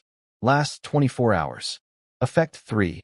Long-term use purifies your body and increases resistance to debuffs. I stared at Effect 2 for a very long time. The Queen's Curse. The one the entire world was scrambling to solve. The one Xiao Tian was pretending to research while eating stolen bread. I was holding the answer in my hand. For about 3 seconds, my brain screamed, turn it in. Get the rewards. Become royalty. Then the smart part of my brain slapped the excited part across the face. Think, idiot. Think. If I reveal this fruit, what happens? The entire continent finds out some level 4 nobody in a newbie village has a tree that produces legendary cure fruits every 12 hours. Ancient empires with god-tier warriors would show up at my doorstep. Would they politely negotiate? Trade fairly? No. They'd erase me from existence and take the tree. And the fruit only slows the curse. Doesn't cure it. So I'd be exposing my biggest secret for the second-tier reward, a marquee title. Not even the top prize. Risking everything for a participation trophy? That's not strategy. That's stupidity. Not yet, I whispered, tucking the fruit into the deepest corner of my storage cabinet. When I'm strong enough to protect this, then I play my hand. 30 days left on the Queen's timer. Plenty of time to grow. Plenty of time to get strong enough that nobody can touch me or my tree. Patience wins wars. Farmers know this better than anyone. Now, while I was being a responsible strategic genius, let me tell you what our village idiot was up to. Xiao Tian's second-tier alchemy golem finally finished cooking. 3 meters tall, 400 HP, 35 attack, 30 defense. Built entirely with resources stolen from trusting villagers who thought he was researching a cure. He was so excited, practically foaming at the mouth. Posted a screenshot in the chat with maximum swagger energy. Look what I built. Our combined efforts created this masterpiece. Our combined efforts. Incredible word choice from a man who used charity donations to build himself a private war robot. The chat erupted in worship. 400 HP. Unstoppable. Wang Hao nearly dislocated his jaw from bootlicking so hard. This is what vision looks like. While some people kill little wolves, Xiao Tian creates war machines. Then Xiao Tian, riding this wave of worship like a surfer on steroids, announced he'd go fight a level 3 elite right now. And he'd share the loot with everyone who donated.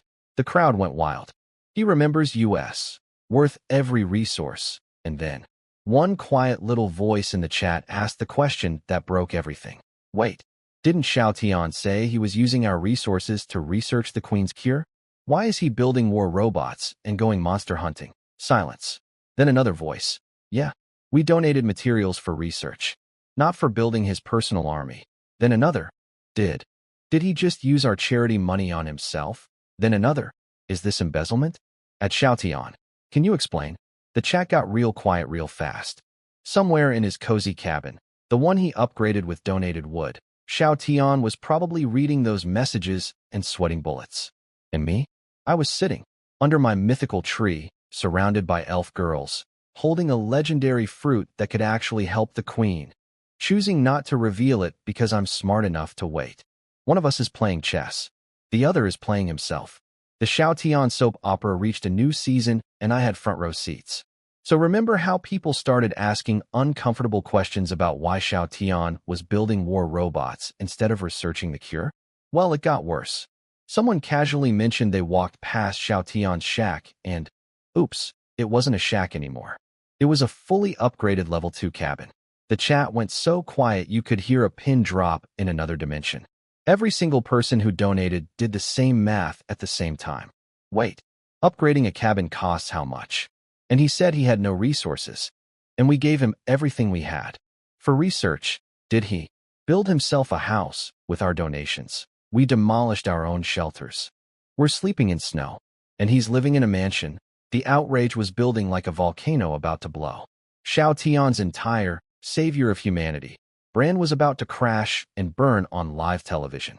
And then Wang Hao performed what I can only describe as the greatest piece of propaganda since the invention of lying. You fools, he screamed into the chat. Format. Vision. Do you want your scientist working in a pigsty? Research requires a comfortable environment. What if a draft breaks his concentration? What if his genius thoughts get interrupted by leaking roofs? He upgraded for all of US. For the Queen. For humanity. I actually had to put down my phone for a second. The audacity. The sheer, weapons-grade audacity. And the worst part? People bought it. Oh wow. He's right. Scientists need good labs. I feel so bad for doubting him. I'm going to chop more wood and send it over. We don't deserve Xiao Tian. One guy, who was literally sleeping in a snowdrift because he tore down his own house to donate the lumber, said he felt bad about questioning the man who took his house. I have witnessed peak humanity, and it is breathtaking. Wang Hao wiped the sweat off his forehead like a lawyer who just got a serial killer acquitted. And Xiao Tian, he dropped the coldest, most pretentious line possible. Those who understand me need no explanation. Those who don't deserve none. Then he strutted into the forest with his new golem like a king going to war, built entirely with stolen charity money, while his victims cheered him on from the snowdrifts where their houses used to be. A few people in the chat quietly muttered, something feels wrong, but they were drowned out by the cheerleaders. I was sitting under my mythical tree, Eileen's fingers still working their magic on my shoulders, watching this whole circus unfold, and I genuinely had to tip my hat. That Wang Hao. He's actually talented, I said out loud. In a should probably be in prison kind of way. Master, what are you laughing at? Eileen asked behind me. Monkey show, I said. I closed the chat. I'd seen enough entertainment for one afternoon.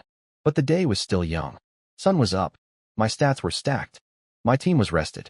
And somewhere in that forest, there were bigger, meaner things waiting to become my experience points. I stood up, cracked my neck, and looked at my squad. Eileen with her new ring glowing softly. For pink archers armed and eager. two tower girls waving goodbye from their posts. Let's go do something big, and off we went.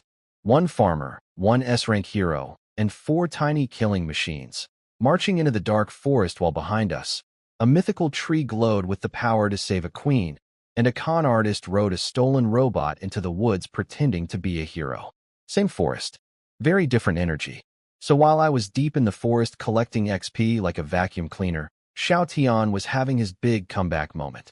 He marched into the woods with his shiny new golem, the one built entirely with stolen charity money, looking like a kid showing off a toy his parents didn't actually buy him.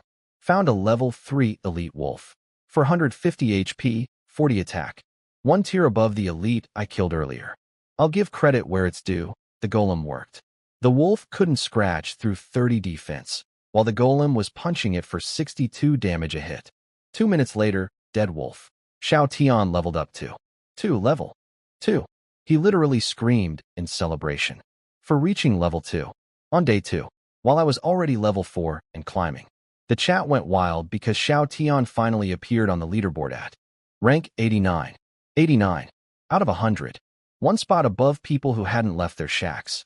Wang Hao reacted like Xiao Tian had just won the Olympics. See? Once he moves, it's thunder and lightning. He'll overtake Lu Qingzhou within 3 days. 3 days to climb from rank 89 to rank 1. Sure, bro. And I'll grow wings from a potato seed. Actually, wait. With my talent, I probably could. Then Xiao Tian, drunk on the high of reaching the level I passed yesterday, decided it was time for the ultimate boss speech. He had DM'd me directly. At Lu Qingzhou, see this? This is the power of technology. I admit you have some cleverness. You got lucky early. But this world respects strength. My golem could tear you apart 100 times. A farmer is still a farmer.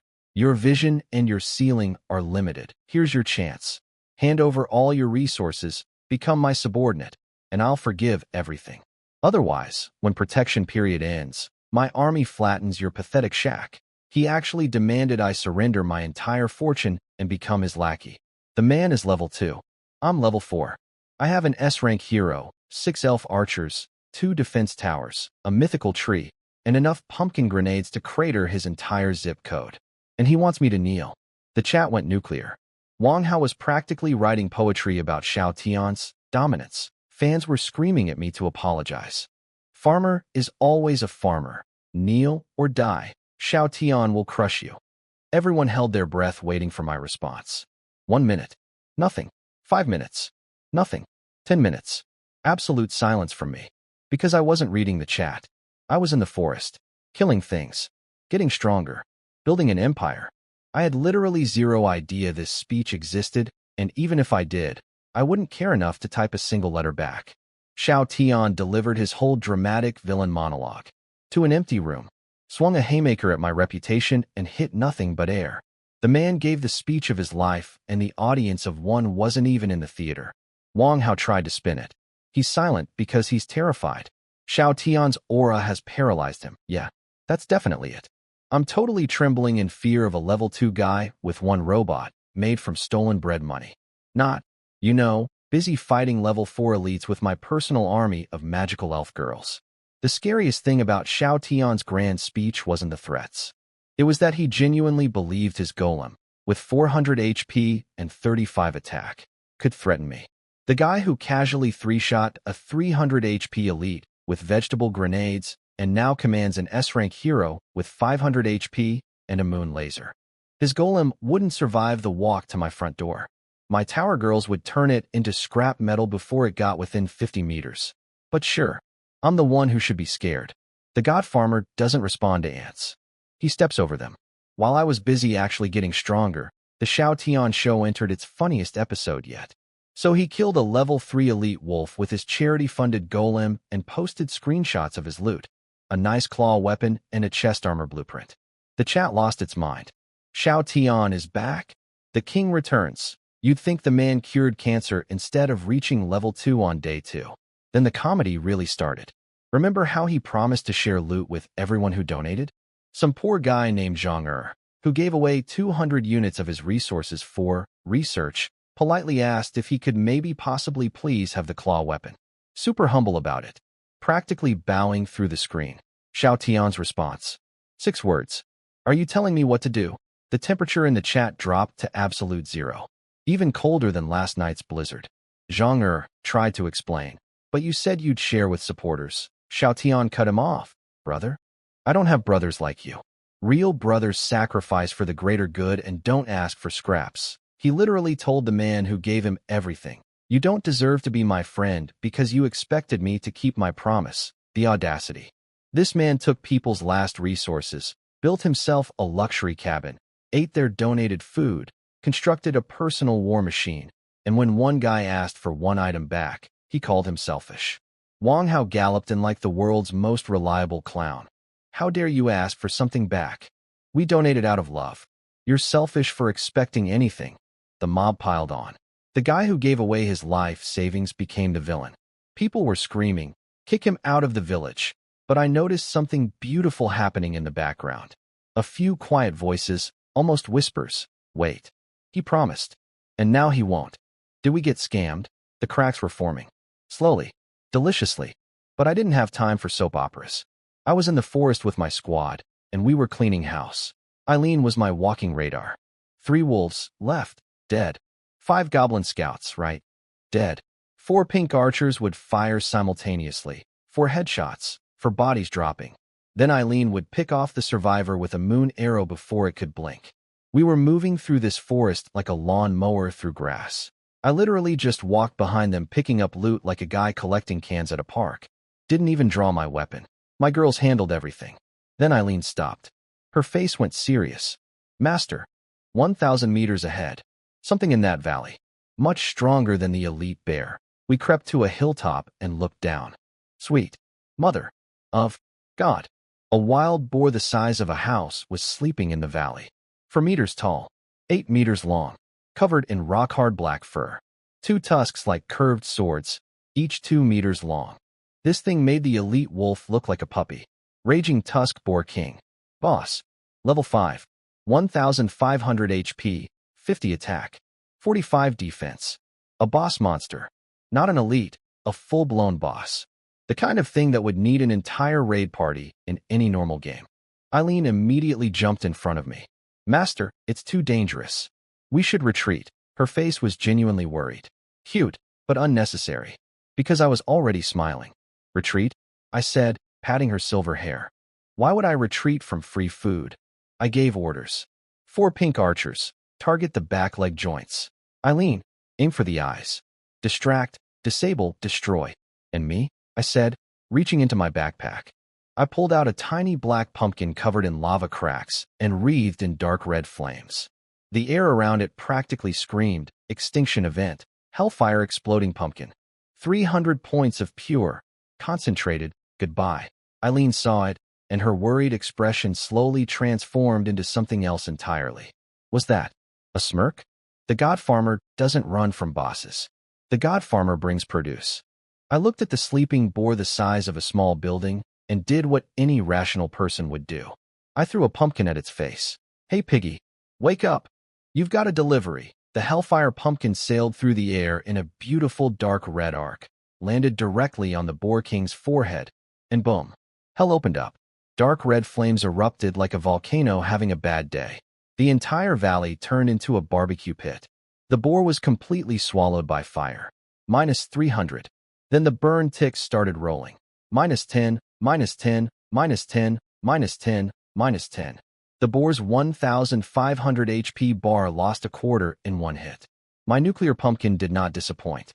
But here's the thing about a boar king with 1,200 HP remaining. It gets mad. Like, my entire personality is now violence mad. The system helpfully informed me it entered rage mode. 30% attack, 30% speed. It exploded out of the flames looking like a burnt holiday roast with murder in its eyes. Half its fur was charcoal. It smelled like the world's worst barbecue.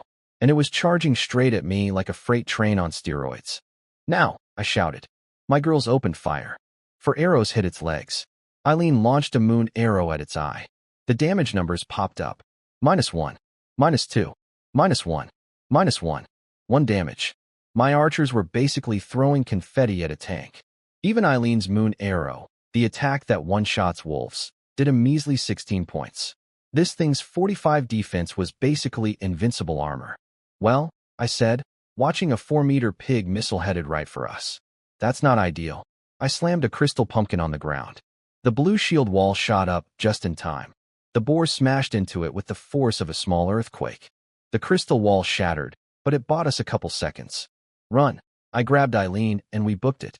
What followed was 20 minutes of the most intense, exhausting, ridiculous bullfight in gaming history. Me dodging. Eileen, shooting moon arrows to slow it down. 4 pink archers, running around shooting its joints from every angle, doing 1 to 2 damage per hit, like they were filing down a mountain with nail clippers. But math is math. 1 damage times 1,000 arrows still equals 1,000 damage. Slow? Yes. Boring? Absolutely not. Because a raging boar the size of an SUV was trying to flatten me every 10 seconds. The boar stomped the ground, shockwave attack, and one of my pink archers took a -25 hit, losing 1/6 of her HP instantly. I chucked a health potion at her like a quarterback. She caught it, chugged it, 100, full health, back in the fight. Thanks, master, she squeaked, then immediately resumed shooting a monster 50 times her size. These girls are built different. 5 health potions later. 20 minutes of kiting. The boar was finally limping, covered in arrows, wheezing like an asthmatic tractor. Eileen, finish it. She was exhausted. Her face was pale, but those ruby eyes? Still sharp as razors. She pulled her bow one final time, channeling every last drop of magic into one arrow. Moon arrow. The silver streak punched through the boar king's skull like a bullet through paper. -88. Critical. The mountain of pork let out one last sad oink and collapsed so hard it shook the ground. A mountain of loot exploded out of its body, the biggest pile I'd ever seen. Level 5. Eileen hit level 3. My archers jumped to level 4. But that wasn't the big moment. The big moment was what happened next. The sky didn't just flash gold. It erupted. A golden pillar so bright it covered the entire village. And the voice that spoke wasn't the local village announcer. It was the continental announcement, the one that goes to every lord on the entire planet. Global announcement. Congratulations to Dragonxia Warzone Lord, Lu Chengzhou, for achieving the first boss kill. Level 5. Raging Tusk Boar King. An unprecedented achievement. All races tremble. Reward. Epic Treasure Chest X1. 1,000 copper coins. All stats 10. Empire Reputation 1,000. All stats plus 10. Not 1. 10. Across the board. And this wasn't a village announcement. This wasn't a regional announcement. This went out to billions of lords across every continent, every faction, every race. My name, Lu Chengzhou, the F-rank farmer from village 10,086, just got broadcast to the entire world. Somewhere out there, Xiao Tian was strutting around with his level 2 character and his charity-funded golem, probably mid-sentence telling someone how he was going to crush that farmer, and then my name filled his sky. Boss Killer. Continental Record Holder. All stats 10. Epic Treasure Chest. I truly, desperately wish, I could have seen his face. The God Farmer just went global, baby. And the whole world heard the harvest bell ring. The world stopped. Literally. Billions of people across every continent, every faction, every race. All frozen, staring at the sky, reading my name in giant golden letters. Global announcement. Lu Chengzhou. First boss kill. Ever. Not village news. Not regional gossip. Planetary headlines. The entire world learned my name at the same time. The reactions were: Chef's kiss. The Eagle Nation chat. Impossible. He must be hacking. Our strongest guy is only level 3. The Cherry Blossom chat. Nanny? Our Sword Saint is still getting chased by level 3 elites, and this guy killed a boss. The Curry chat. Quick. Bring me my sacred oils. I feel my power awakening. We are still the strongest, and my absolute favorite. The Kimchi chat. We have studied ancient records and confirmed that Lu is actually a surname from our country. He is clearly one of US. They literally tried to claim me, based on my last name.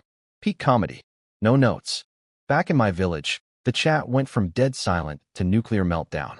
Lu Shen, Lu Shen, Lu Shen. Who was calling him a farmer 5 minutes ago? Where are you now? At Xiao Tian. At Wang Hao. Need some ice for those faces. They look swollen. Someone check on Xiao Tian.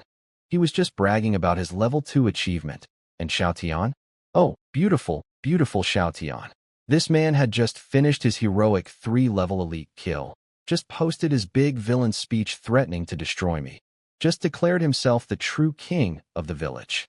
And then MY Continental announcement filled his sky like God personally writing, "Sit down," across the clouds.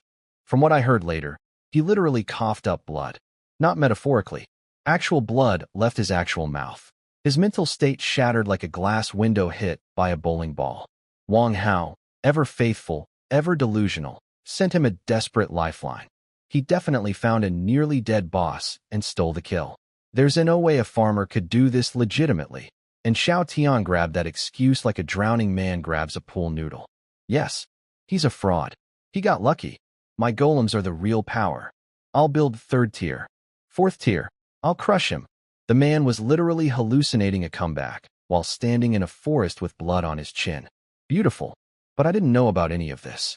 I was too busy having the best moment of my life. The 10 all stats reward hit me like a tidal wave of pure power.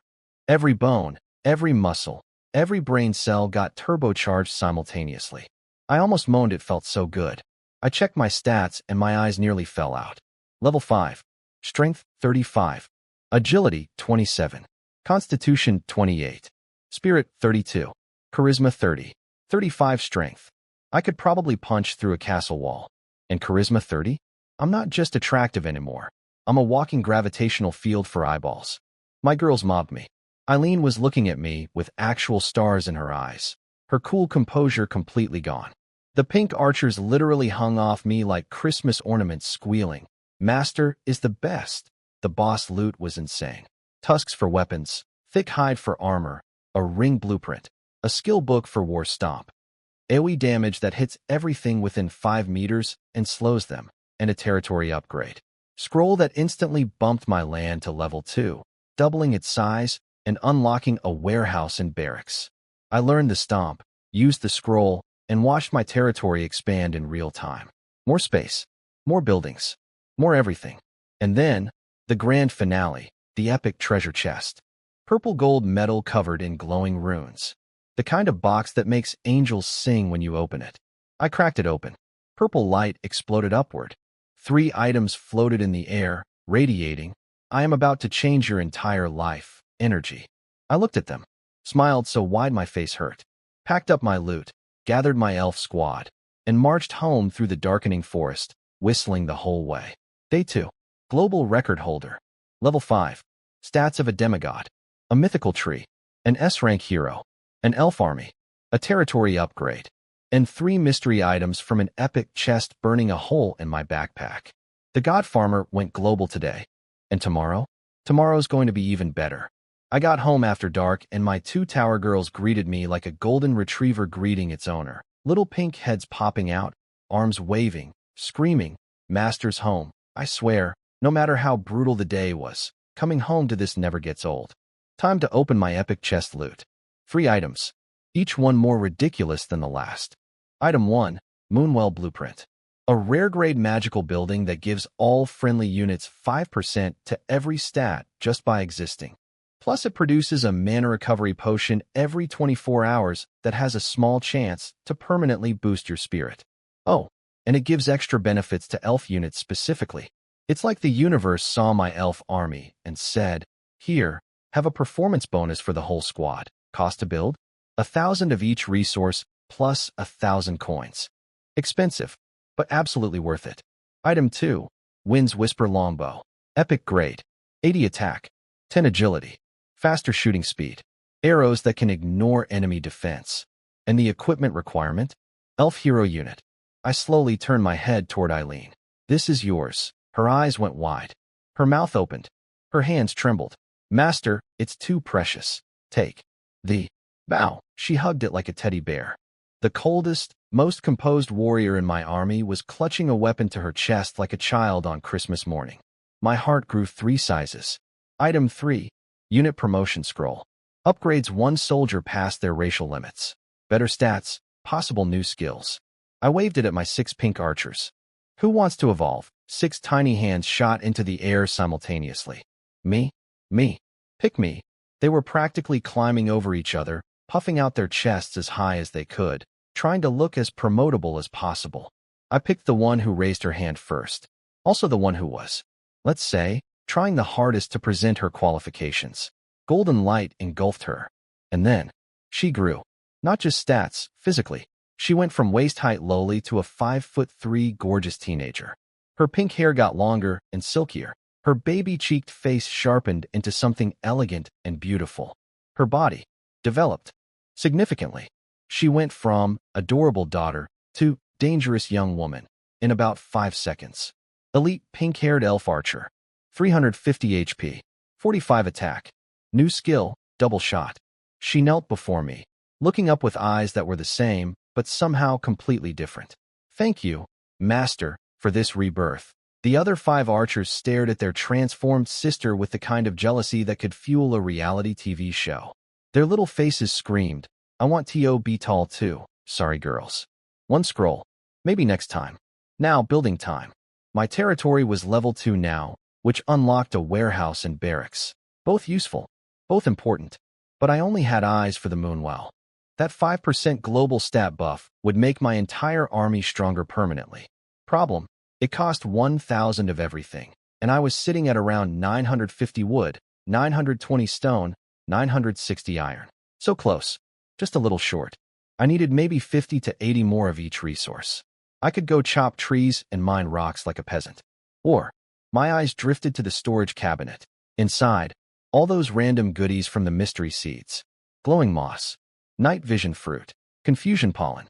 Stuff that was useful to me, but absolutely game-changing for the average freezing, starving, level 1 villager.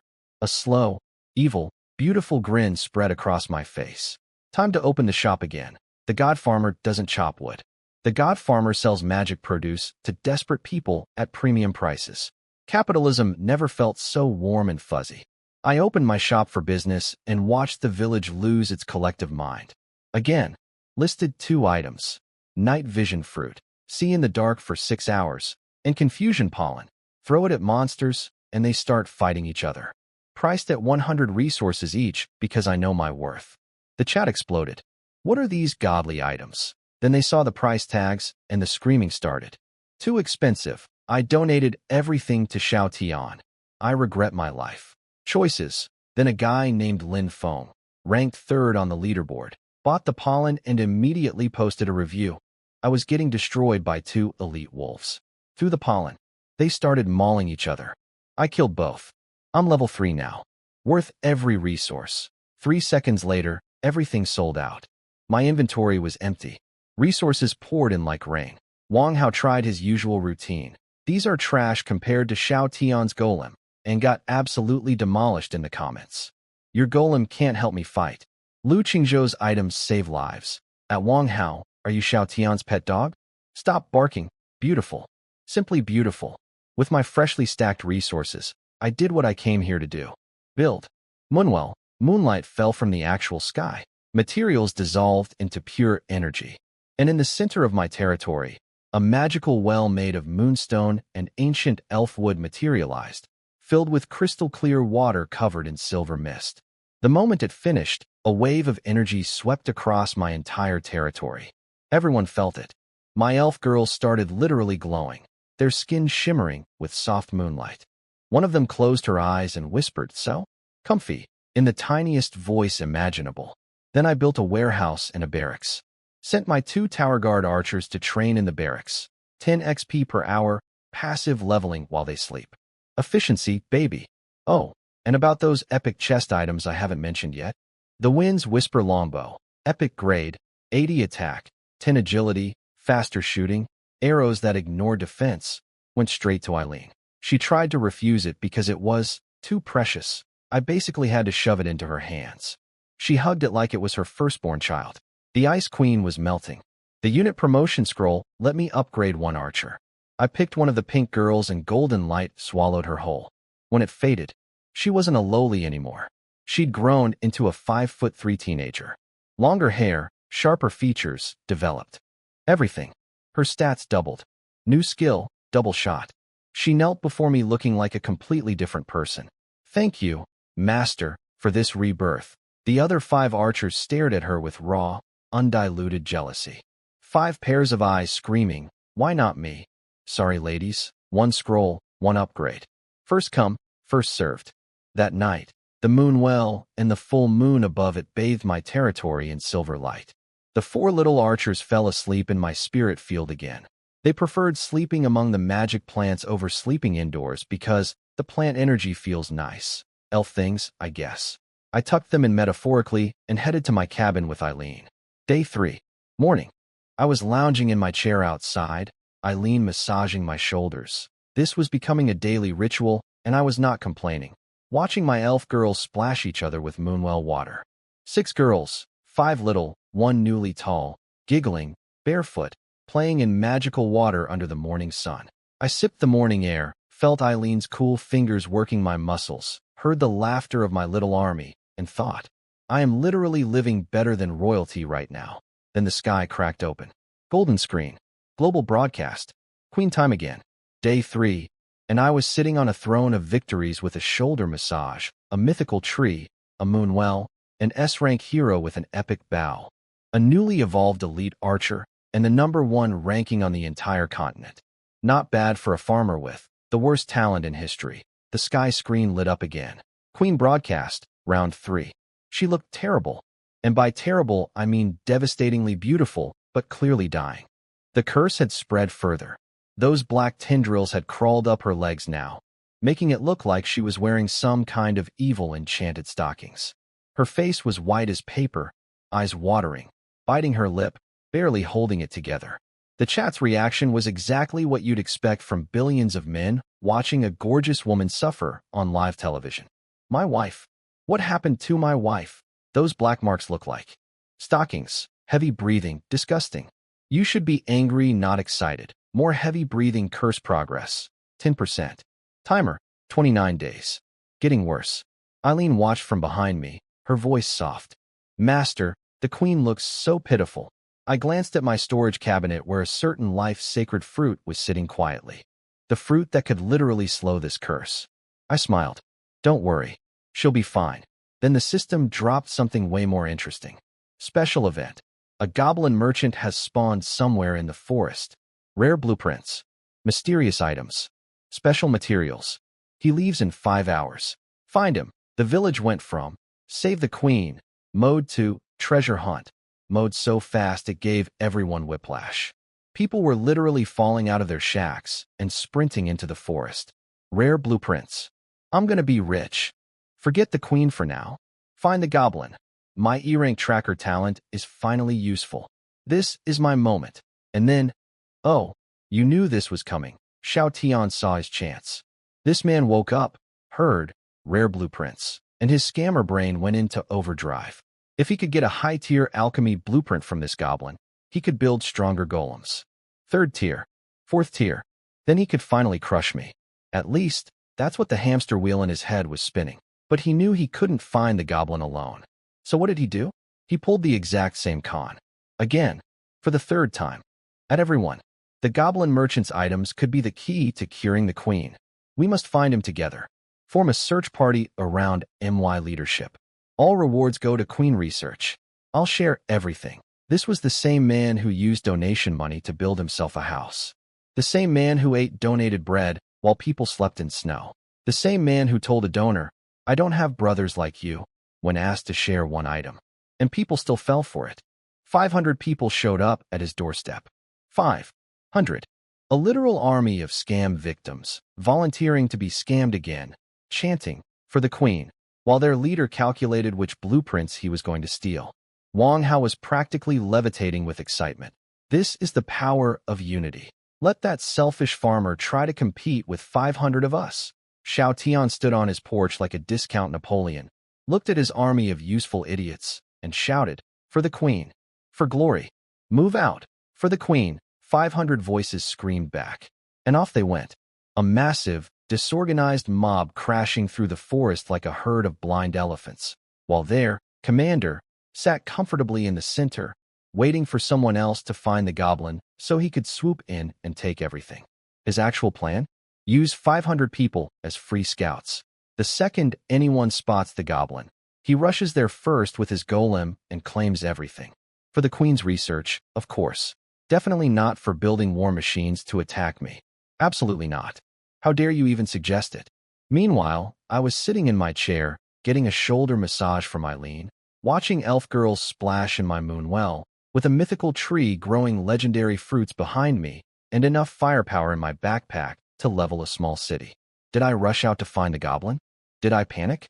Did I organize a search party? No.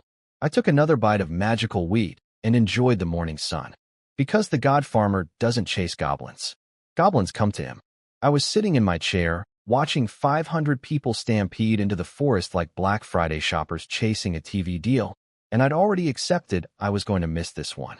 That Xiao Tian guy seems like an idiot, Eileen said from behind me, her fingers still working my shoulders. No, I corrected her. He's not the idiot. The idiots are the 500 people he sold tickets to. I'd figured out Xiao Tian's plan immediately. Use 500 free scouts, sit in the middle doing nothing, wait for someone to find the goblin, then sprint there first and take everything. Classic scumbag CEO move. Delegate all work, claim all credit. And honestly, it was going to work. 500 pairs of eyes covering the entire forest versus my 6 elf girls? Math wasn't in my favor. I was actually preparing to watch Xiao Tian win this round.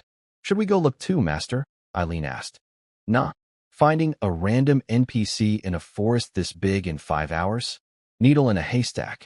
We're better off hunting elites. I'd made peace with it. Sometimes you lose a round. No big deal. Eileen's hands froze on my shoulders. Her whole body went rigid like a cat spotting a bird. Who's there? She spun around, grabbed her epic bow, and aimed it at a bush on the edge of my territory. Full S-rank killing intent activated. I looked where she was pointing. The bush rustled, and out peeked the ugliest little green face I've ever seen. Pointy ears, beady eyes, skin the color of old guacamole. About 3 feet tall, and strapped to its back was a bag twice its own size, stuffed to bursting. The goblin merchant, the NPC that 500 people were tearing apart a forest to find, was standing at my doorstep, staring at my buildings with drool running down its chin. And miracles, it whispered, gawking at my moon well and life tree. These are miracles. I sat there, mouth open, brain buffering. Let me get this straight. Xiao Tian assembled an army, 500 soldiers, gave a speech that would make a general weep, marched into the wilderness in organized formation, and the goblin walked to my house. By itself. Because my buildings were so impressive it couldn't resist coming to look. I didn't find the treasure. The treasure found me. What is my life? Then the little creep noticed my elf girls, and his eyes turned into hearts. He started making this disgusting sound while staring at Eileen and the pink archers like they were an all-you-can-eat buffet. Eileen's face went from cool to, I will end your bloodline, in half a second. My archers all hid behind me, peeking out with terrified little eyes. I stepped in front of them. Eyes up here, buddy. The goblin snapped out of it, put on a slimy salesman smile, and introduced himself. I am Giada, mysterious merchant of 10,000 worlds. I have treasures beyond imagination. As long as you have coin, nothing is beyond your reach. He dumped his bag on the ground. A mountain of glowing items spilled out. Hero summoning scroll. Randomly summons a hero unit to serve you. Rare grade. 1,000 coins. Elf workshop blueprint. Builds a facility that produces elf weapons and armor. Rare grade. 2,000 coins. Plus 3 fine quality equipment pieces and a bunch of rare crafting materials. My heart was pounding. A hero scroll? And elf workshop? These were exactly what I needed. Then I checked my wallet. Copper, 1,004. The workshop alone cost 2,000. To buy everything I'd need. Way more than what I had.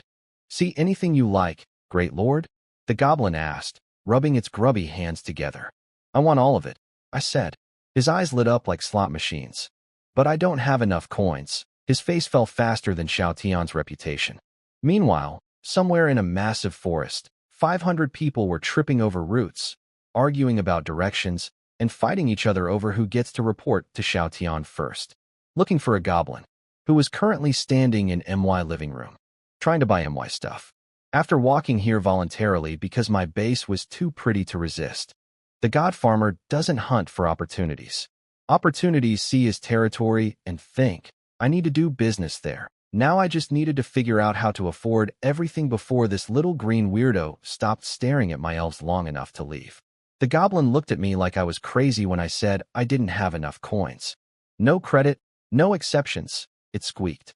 Relax. I'll trade you stuff instead. I pulled out a night vision fruit and some confusion pollen. The goblin's eyes nearly popped out of its ugly little skull. Impossible. These only grow in the moonlight swamp. And this pollen is from the misty forest. Where did you get these? From pumpkin seeds and dead-looking mystery seeds planted in magic dirt, actually. But I kept that to myself. Deal or no deal, deal, deal. But then the little con artist did what con artists do. It lowballed me. These are worth maybe 500 coins. Add 1,000 more, and I'll give you the 3 fine equipment pieces. Generous offer. I paid. Got the armor. Then I pointed at the hero summoning scroll and the elf workshop blueprint. Those two. The goblin's greedy little eyes spun like slot machines calculating maximum profit. Those are my premium items. Tell you what, give me 10 more of those fruits and powders, and they're yours. 10? This green gremlin was robbing me blind. But I kept my face perfectly calm. Sure. I handed over everything. The goblin was practically vibrating with joy. It had just fleeced me for my entire stock of rare items, plus 1,000 coins. It was already packing up, pulling out a teleport scroll, ready to vanish with my stuff. It thought I was the fattest sheep it had ever sheared. Poor thing didn't realize it was locked in a room with a wolf. I made eye contact with Eileen. Just one look. That's all it took. She understood instantly. The goblin ripped its teleport scroll, whoosh. A silver moon arrow punched through its back and out its chest before it could finish. Minus 128. Critical. The goblin looked down at the hole where its heart used to be with an expression that said, this was not in the business plan. Before it could even process what happened, I was already behind it. Crimson Fong flashed across its throat like a red lightning bolt. Minus 92. Vital strike. Why you? You, yeah, me. The goblin merchant collapsed, staring at me with pure betrayal in its dying eyes. It went to its grave never understanding how the generous customer turned into the Grim Reaper in 0.3 seconds. And when its body dissolved, everything dropped. Not just its inventory, everything I'd paid too. Every coin, every fruit, every pollen packet. All of it rained onto the ground in a glittering mountain of loot. I got my items and my money back. The refund policy was violence. But the best drop? Sitting on top of the pile was a glowing golden coin purse. Goblin's greedy coin purse. Rare grade. Automatically generates 100 copper coins per day. A money printer. A literal money printer. This thing would pay for itself in 10 days, and then just keep printing forever. Eileen was staring at me with an expression somewhere between amazement and, I should never make my master angry. Master. You planned this the whole time. Learn from the best, I said, pinching her cheek. I got 3 fine equipment pieces, the hero scroll, the elf workshop blueprint, all my trade goods back, 1,200 of the goblin's own coins, and an infinite money machine. Total cost to me. Absolutely nothing. The goblin tried to scam me. I scammed the scammer, then killed the scammer, then looted the scammer's corpse. This is what happens when you try to hustle the god farmer. I distributed the armor, boots, and chest piece to 2 of my little archers, kept the dagger as a sidearm for myself. My girls cheerfully started cleaning up the loot pile, humming and skipping around like they hadn't just witnessed their master commit cold-blooded merchant murder. Then the system announcement hit. Village announcement. Special event ended early. The goblin merchant has died unexpectedly. Somewhere in that forest, 500 people stopped walking at the exact same time. 500 people who had been searching for hours. 500 people who gave up their mourning, their resources, their dignity, all to find a goblin that was already dead. Killed by the guy who never even left his chair. I didn't see their faces, but I felt their confusion ripple across the village like a shockwave. And Xiao Tian, the supreme commander of the Queen's Rescue Army, the man who organized the largest search party in village history, he was standing in a forest, surrounded by 500 exhausted, confused people, realizing his grand plan just evaporated because someone murdered the objective. The god farmer doesn't search for treasure. The god farmer lets treasure come to him, buys it, kills the seller, takes it all back, and gets a bonus money printer for his trouble. Business is business. Time to use my hero summoning scroll. I breathed on my palm for luck, ripped it open, and golden light exploded into the sky. A magic circle appeared on the ground, and out of the light stepped a tall, fire-red-haired girl in tight black leather armor with the most ridiculous body proportions I've ever seen. Long legs, curves that could cause traffic accidents, and on top of her head, fluffy white cat ears. Actual cat ears, twitching and everything. She stretched like a cat waking from a nap, showing off absolutely everything, then locked her wild eyes on me. She slinked over in this hypnotic cat-like walk, leaned in close, and sniffed my face. You smell like a strong man. And also, lots of girls. She licked her lips. Are you my master? Behind me, I felt Eileen's temperature drop about 20 degrees. She silently stepped closer to me, radiating pure, back-off, energy. The Ice Queen was not happy about the new arrival. A-rank hero, cat-eared assassin, Yao Yao. 350 HP, 60 attack power. Skills, backstab, shadow strike, and one still locked. Loyalty at 85, not fully devoted yet, but workable. 60 base attack. 60. That's higher than Eileen's starting stats. This girl was a pure damage machine. The melee assassin my team was desperately missing. I now had an S-rank sniper and an A-rank assassin. One's an ice princess. The other's a flirty cat girl. They were already giving each other looks that said, I will tolerate you. Barely. This is going to be interesting. I checked the elf workshop blueprint next. Needed 500 wood, 200 iron, and moonlight wood x10. Searched the market. Nobody had it. Nobody even knew what it was. Can't build it yet, I muttered. Annoying, but not urgent. I had plenty of other advantages to work with. Now, let me tell you what was happening to Xiao Tian during all this. The man was standing on a hill like Napoleon, surveying his 500 loyal idiots combing through the forest. He was savoring it. The power, the control, the fantasy of finding the goblin and becoming unstoppable. Then the announcement hit. Event ended early. The goblin merchant has died. 500 people froze simultaneously. 500 brains processing the same thought at the same time.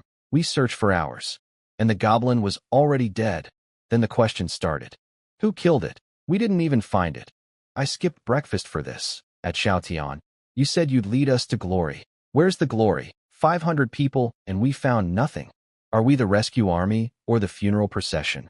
The people who'd been quietly doubting Xiaotian finally snapped. I want my resources back. You scammed us. Again, refund. At Xiaotian. At Wang Hao. Get out here. I gave you my last wood for Queen research, and you built yourself a house. And the neutral spectators? They were having the time of their lives. 500 soldiers marched into battle, and the enemy was already dead. This isn't a rescue mission. It's a funeral march. Faced with tears of joy, follow Xiaotian, they said. It'll be glorious, they said. At Wang Hao, you're awfully quiet. Cat got your tongue? Or are you too busy licking Xiaotian's boots? Xiaotian was standing on his hill, face purple, fists shaking, screaming at the sky. Who did this, buddy? I did. From my living room. While getting a massage. Without moving from my chair. But he'd never know that. And honestly, that made it even funnier.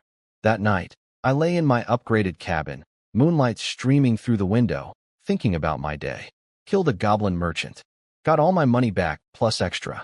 Acquired an infinite coin purse that prints 100 copper daily. Summoned a hot catgirl assassin. Still had an elf workshop blueprint waiting to be built. My team roster now included 1 S-rank ice princess archer, 1 A-rank flirty cat assassin, 1 elite evolved pink archer, 5 regular pink archers, and 2 tower guards. Plus a mythical tree, a moon well, and the #1 ranking on the entire continent. And somewhere out there, 500 hungry, exhausted, betrayed people were trudging home from the world's most pointless search party, slowly realizing their heroic leader was just a con artist in a fancy shack. The God Farmer doesn't just win. He wins so hard that other people's plans collapse as a side effect. Sweet dreams, Xiaotian. Day 4. Woke up, stretched, opened the door to my little kingdom. The moonwell had brewed overnight and produced a bottle of moon spring water. I chugged it like morning coffee. Instant mental clarity. Zero fatigue. Better than any energy drink I've ever had. And it was free. Well, free after the initial 1,000 resource investment. But still, my elf squad assembled like tiny soldiers at roll call. Good morning, master. 6 pairs of sparkly green eyes staring up at me. Eileen standing quietly behind me like the world's most elegant shadow. And the new girl, Yao Yao, the cat assassin, was somewhere. Probably lurking on a tree branch, because that's what cat people do. Today's mission, find moonlight wood. I needed to build the elf workshop. Let's move. Yes, master. Into the forest we went. And I gotta say, having Yao Yao on the team was a game changer for scouting. This girl moved through trees like she was made of smoke. Those fluffy cat ears twitched at every sound within a mile radius. Nothing escaped her. Master, there's a dead tree 300 meters ahead. Something's hiding in the trunk. Meow. She appeared next to me out of literally nowhere, whispering in my ear with that flirty purr of hers. Behind us, I could feel Eileen's temperature drop 3 degrees. We snuck up to the tree. Giant hollow trunk. Dark inside. Something was definitely in there. Then it lunged out. A massive blob of green, translucent slime. Wobbling. Dripping. Smelling like a dumpster had a baby with a swamp. Corrosive slime. Elite. Level 6. 1,200 HP. 20 attack. 100 defense. Skills. Physical immunity. Physical. Immunity. Every single weapon on my team was physical. My dagger? Useless. My archer's arrows. Bouncing off jelly. My heavy strike? Might as well punch a cloud. The slime spat acid at Eileen. She dodged. Thank God. But the acid hit the ground behind her and melted a hole in the earth. Smoke rising, stone dissolving. If that hit a person, it'd melt through armor like butter. Eileen, moon arrows only. Everyone else, stand back. This became the Eileen show. She danced around the slime like a ballerina dodging water balloons, firing moon arrows, the only magical attack we had. Chipping away at its HP, minus 95 per hit. Solid damage, but 1,200 HP is a lot of jelly to burn through. Oh, and when the slime hit 1/3 HP, it split into 2. Because of course it did. Now there were 2 acid-spitting death blobs. My pink archers were standing on the sidelines like cheerleaders at a game they couldn't play. Pom-poms would have completed the picture. I was equally useless, standing there with my dagger like, guess I'll just watch. Then Yao Yao spoke up. Master, her cat ears twitched. She licked her lips. That blobby thing has so much energy inside it. Yao Yao really wants to suck it dry, can I? Please? Meow. The way she said, suck it dry, made Eileen visibly uncomfortable. Me too, honestly. But in a different way. Go for it. She vanished. Shadow strike. 1 second she was next to me. The next she was behind the slime like she'd teleported. Backstab. Her dagger glowed dark purple. She plunged it into the slime's body. Minus 215. Critical. Vital hit. 215. From a level 1 hero. On a level 6 elite. But then, her dagger stayed inside the slime and started glowing. Green energy began flowing out of the slime and into Yao Yao. She was literally drinking its life force through her knife like a straw in a smoothie. The slime started deflating, shrinking, drying up like a sponge being squeezed. Yao Yao's face flushed pink. She let out this breathy little mm. So good that made every single person present look in a different direction. 5 seconds. 5 seconds. A 1,200 HP level 6 elite monster, the kind that was completely immune to my entire physical damage team, got turned into a dried puddle by a cat girl making inappropriate noises. Elite slime killed. Yao Yao leveled up to 2. I stared at Yao Yao. Yao Yao licked her lips again, looking very satisfied. Eileen stared at Yao Yao with an expression that was 50% impressed and 50%, I'm watching you. My pink archers stared at all of us with wide eyes and very red faces. Physical immunity? Energy drain says hello. My A-rank assassin just hard-countered the one enemy type my whole team couldn't touch. The God Farmer's army doesn't have weaknesses. It has specializations. And apparently, one of those specializations involves a cat girl who defeats monsters by making them deeply uncomfortable first. Yao Yao burped. Like a full, satisfied, post-Thanksgiving dinner burp. From a gorgeous cat girl in tight leather armor. With fluffy ears. That was yummy. Master Yao Yao leveled up. Meow. She wrapped her tail around my arm and nuzzled against me. I scratched her cat ears. Impossibly soft. 10 out of 10 would pet again. and went to loot the slime puddle. Wolf fangs, slime goo, skill fragment, coins, and moonlight would X1. The material I needed. 1 down, 9 to go. So the secret was elite tier slimes. Regular slimes dropped nothing useful. We killed a dozen more and got 0 wood. Only the big boys carried the goods. Master. Big energy signature ahead. Way stronger than the last one, meow. Yao Yao's ears were vibrating like satellite dishes. We crept toward a cave entrance that smelled like candy mixed with chemicals. Weird combination. I peeked inside and my jaw dropped. A slime the size of a swimming pool, 10 meters across. Pink. Translucent.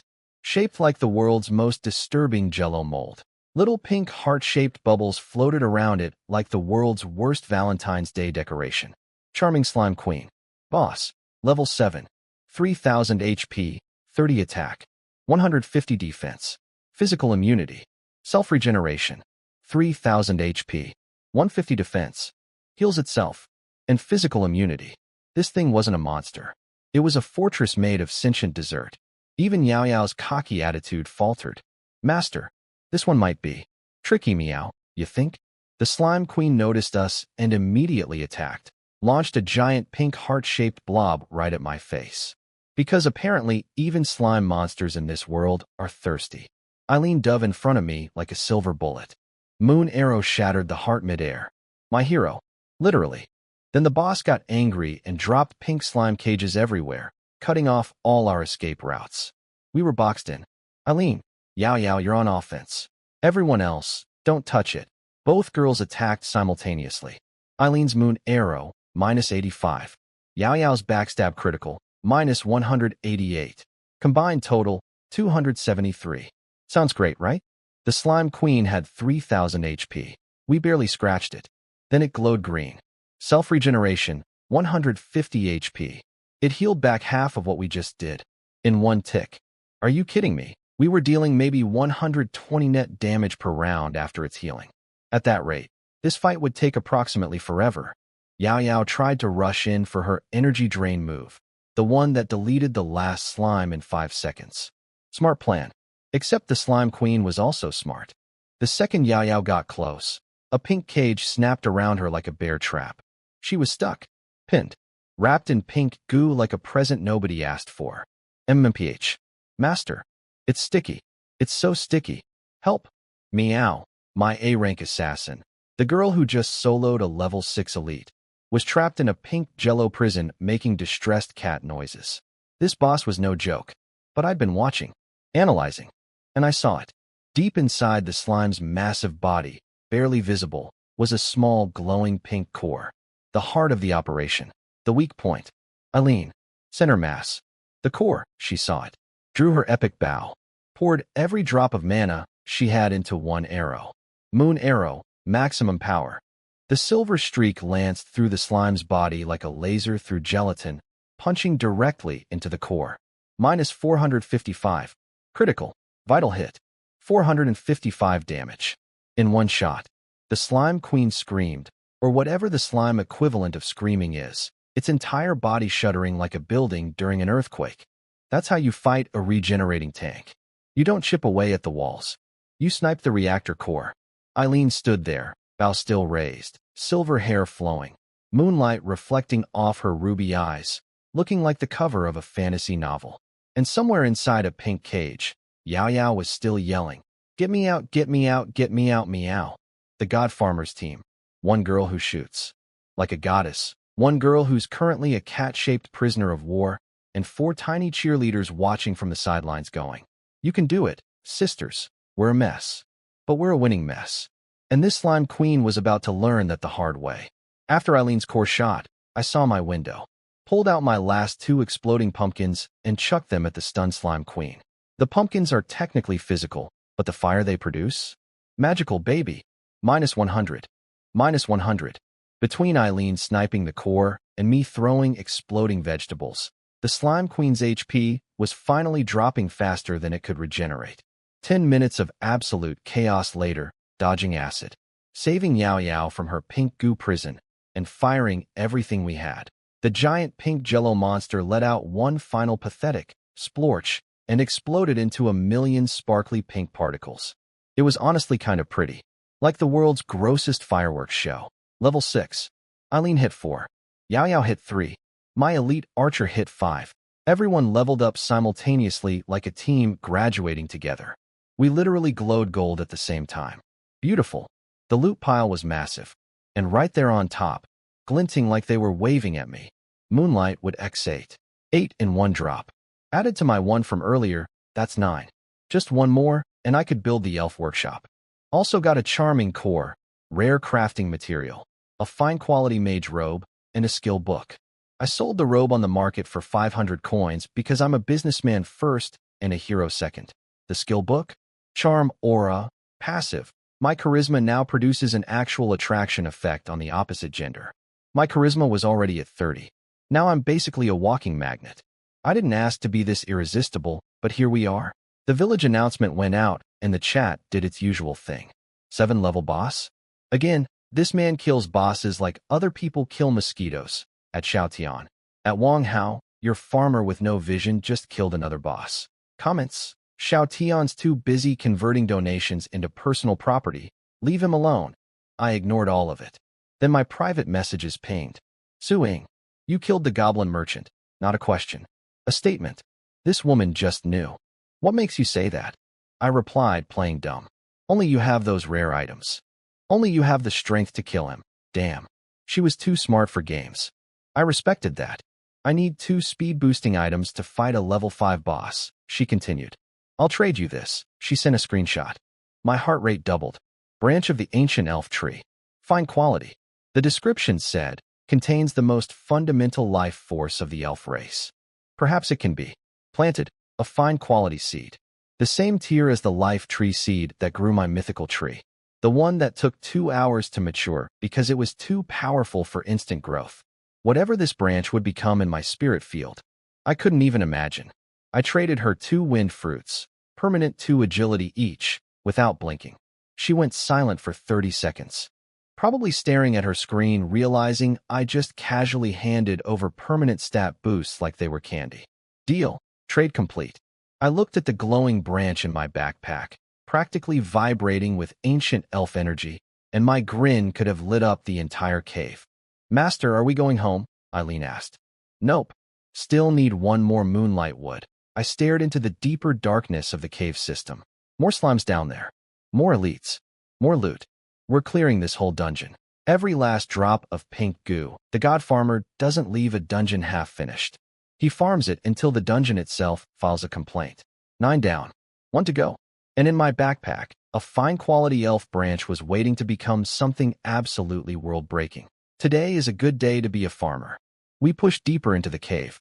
Wet, dark, smelled like a gym locker room that nobody cleaned for a century. Master, something yummy down here. Yao Yao's nose twitched. We found a massive underground chamber with a bubbling pink slime pool and 2 elite guards, a poison slime and a paralysis slime. Both level 6, 1,500 HP each, 120 defense, physical immunity. 1 each. Go. Eileen and Yao Yao split like professionals. But then something hilarious happened. The poison slime saw me, and, I kid you not, a pink heart popped up above its head. It started attacking me softly, like it was trying to flirt with me instead of fight me. Its acid sprays went from lethal projectile to gentle mist, my charm aura. It worked on monsters. My passive skill literally made a deadly slime fall in love with me mid-combat. I have weaponized being attractive. My charisma stat is now a tactical asset. Eileen capitalized instantly, moon arrows raining on the lovesick slime while it was too busy making hard eyes at me to dodge. Yao Yao drained the other one dry with her usual energy-sucking routine. 5 minutes. Both dead. 2 puddles. Moonlight would X3. That brought me to 12 total, 10 needed for the workshop, plus 2 extra. Finally, we sprinted home. I didn't even sit down before opening the build menu. Build. Elf. Workshop. Green light erupted. Materials flew together like a nature documentary on fast forward. Wood and iron and moonlight-infused lumber twisted into this gorgeous building that looked like it literally grew from a living tree. I immediately dumped every wolf fang, pelt, and crafting material I'd been hoarding into the production queue. Equipment started rolling off the line like a factory. elf bows, leather armor, enchanted arrows. I suited up all 5 of my regular pink archers head to toe. They went from barefoot flower girls to properly equipped killing machines in about 60 seconds. Same cute faces, but now armed to the teeth. Then I pulled out the big prize. The ancient elf tree branch from Su-ing. Fine quality. The same grade as the seed that grew my mythical life tree. I planted it in the center of my spirit field. The green light explosion that followed was even bigger than the life tree. Ground shaking. Energy waves. The works. Fine quality detected. Divine mutation in progress. Estimated time, 5 hours. 5 hours. The life tree took 2. This thing needed 5. Whatever was growing in there was so absurdly powerful that even my broken cheat code field needed half a day to cook it. I used the waiting time productively, went right back into the forest with my newly equipped squad, and went on a rampage. The upgraded gear was a total game changer. 2 archers could now duo a level 3 elite. We were cutting through monsters like a lawnmower through dandelions. Level 7. Eileen hit level 5. Meanwhile, the chat was a dumpster fire. Everyone who donated to Xiao Tian was finally awake and furious. I dismantled my house for you. Give it back. I slept in snow while you ate our food in your upgraded cabin. At Xiao Tian at Wang Hao. Come out and face us, cowards. Both of them had gone completely silent. Full turtle mode. Not a single message. The great leader of humanity and his trusty sidekick were hiding from the people they robbed. I read it all, laughed, closed the chat. Then, just as we marched back through the territory gates, the 5 hours hit 0. Ancient elf tree branch has completed divine mutation, 5 hours. The longest growth period I'd ever seen. Twice as long as my mythical tree. Whatever just finished growing in my field was about to be something so ridiculous that the game itself needed a coffee break before revealing it. I stood at the edge of my spirit field, heart pounding, surrounded by my fully armed elf army, 2 hero units, guard towers, a moon well, a mythical tree, an elf workshop, and enough achievements to fill a Wikipedia page. Level 7. Day 4. And whatever was about to emerge from that soil was going to push me even further beyond. The god farmer planted a branch 5 hours ago. And the harvest? The harvest is going to rewrite the rules. The green light pillar that erupted from my spirit field was so massive it probably confused satellites. The entire territory turned into an ocean of emerald energy. Birds probably flew into trees. Fish probably jumped out of rivers. It was that dramatic. When the light faded, a 5-meter-tall living tree-building hybrid stood in the center of my field. Part ancient tree, part divine architecture, entirely breathing like it was alive. Bark made of moonstone, branches pulsing with wisdom. The thing looked like Mother Nature's personal office building. Sacred elf ancient tree. Unique mythical grade. Growable. Second mythical building. Most people don't even have a second floor, and I have 2 mythical grade structures. But the effects?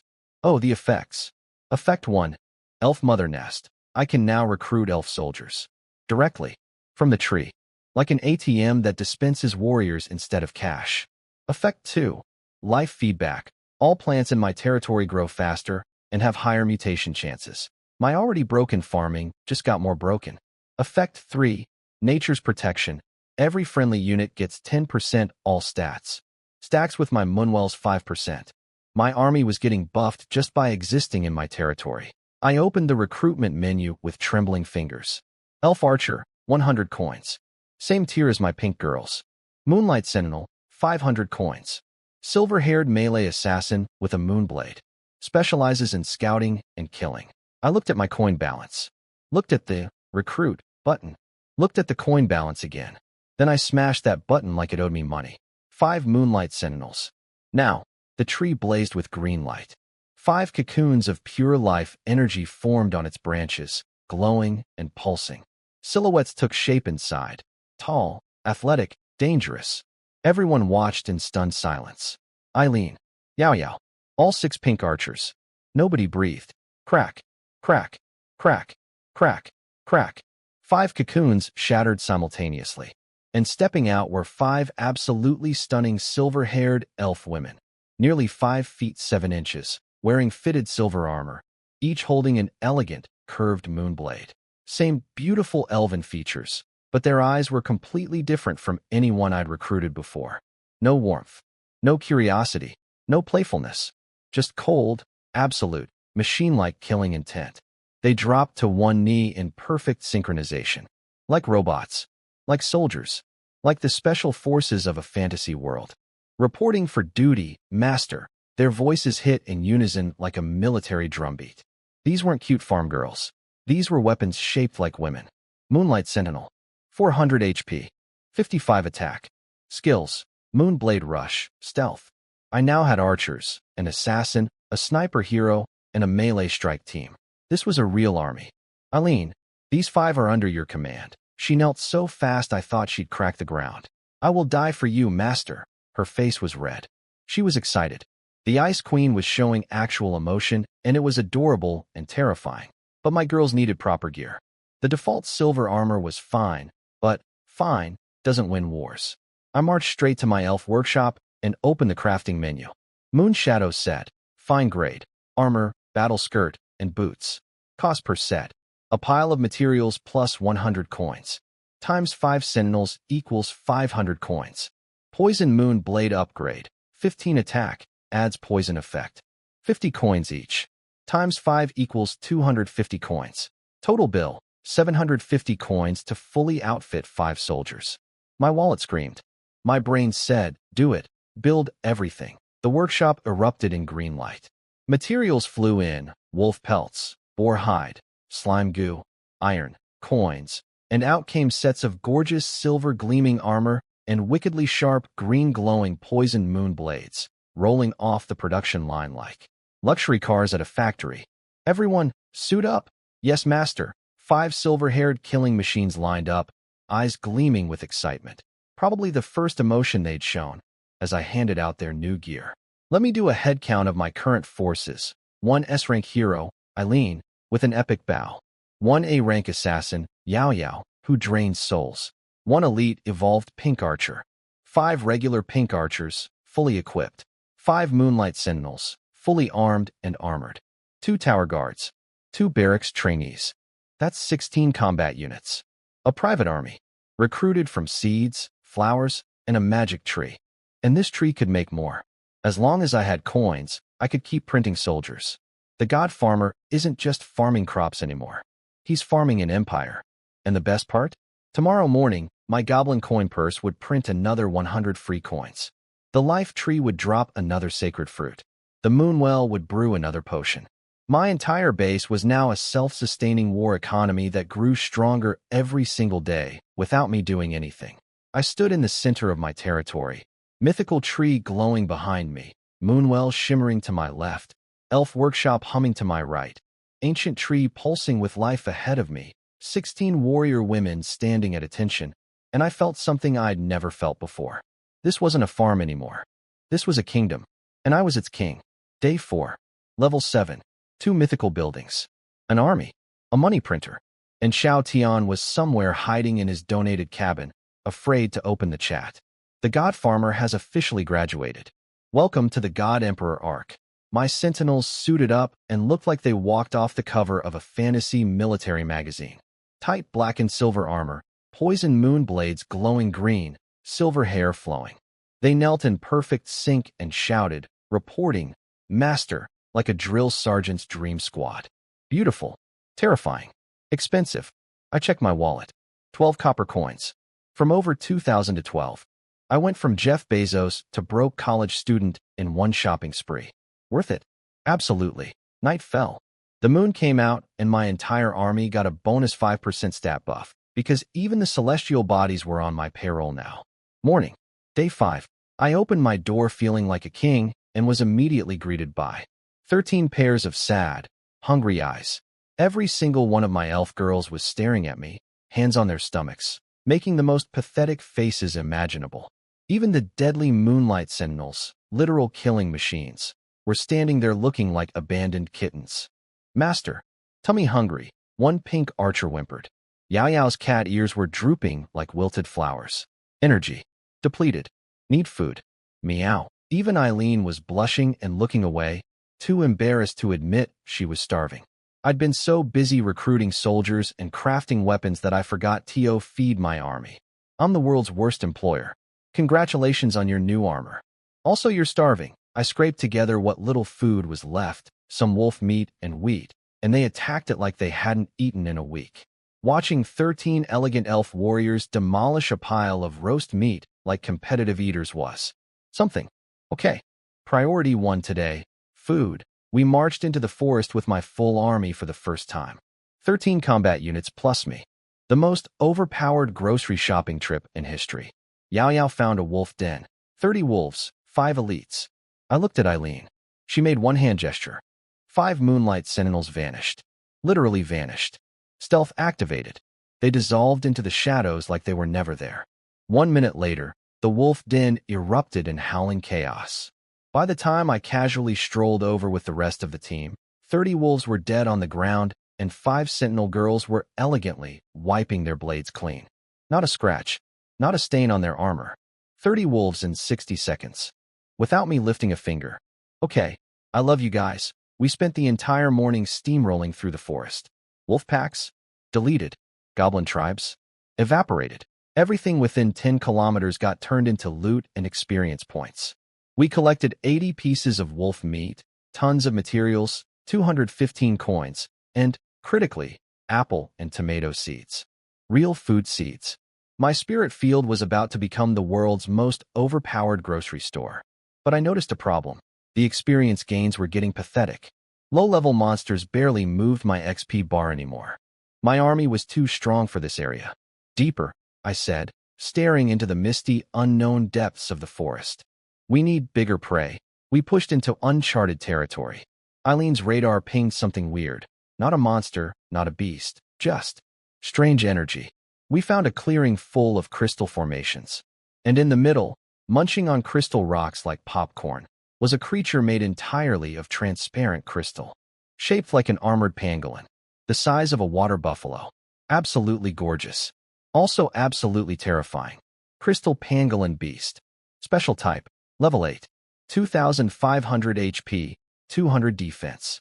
200 defense. Eileen, my arrows probably can't pierce it. Yao Yao. Let me try sucking it. Me? Nobody's sucking anything. I've got this. I pulled out an exploding pumpkin. Boom. Minus 100.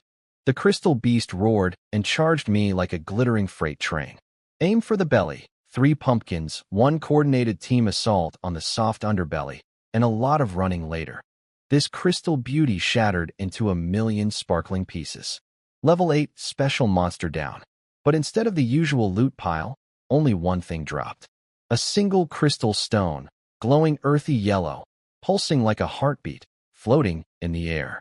No armor, no weapons, no coins, just this one mysterious crystal heart. I reached for it with the distinct feeling that whatever this thing was, it was going to change everything.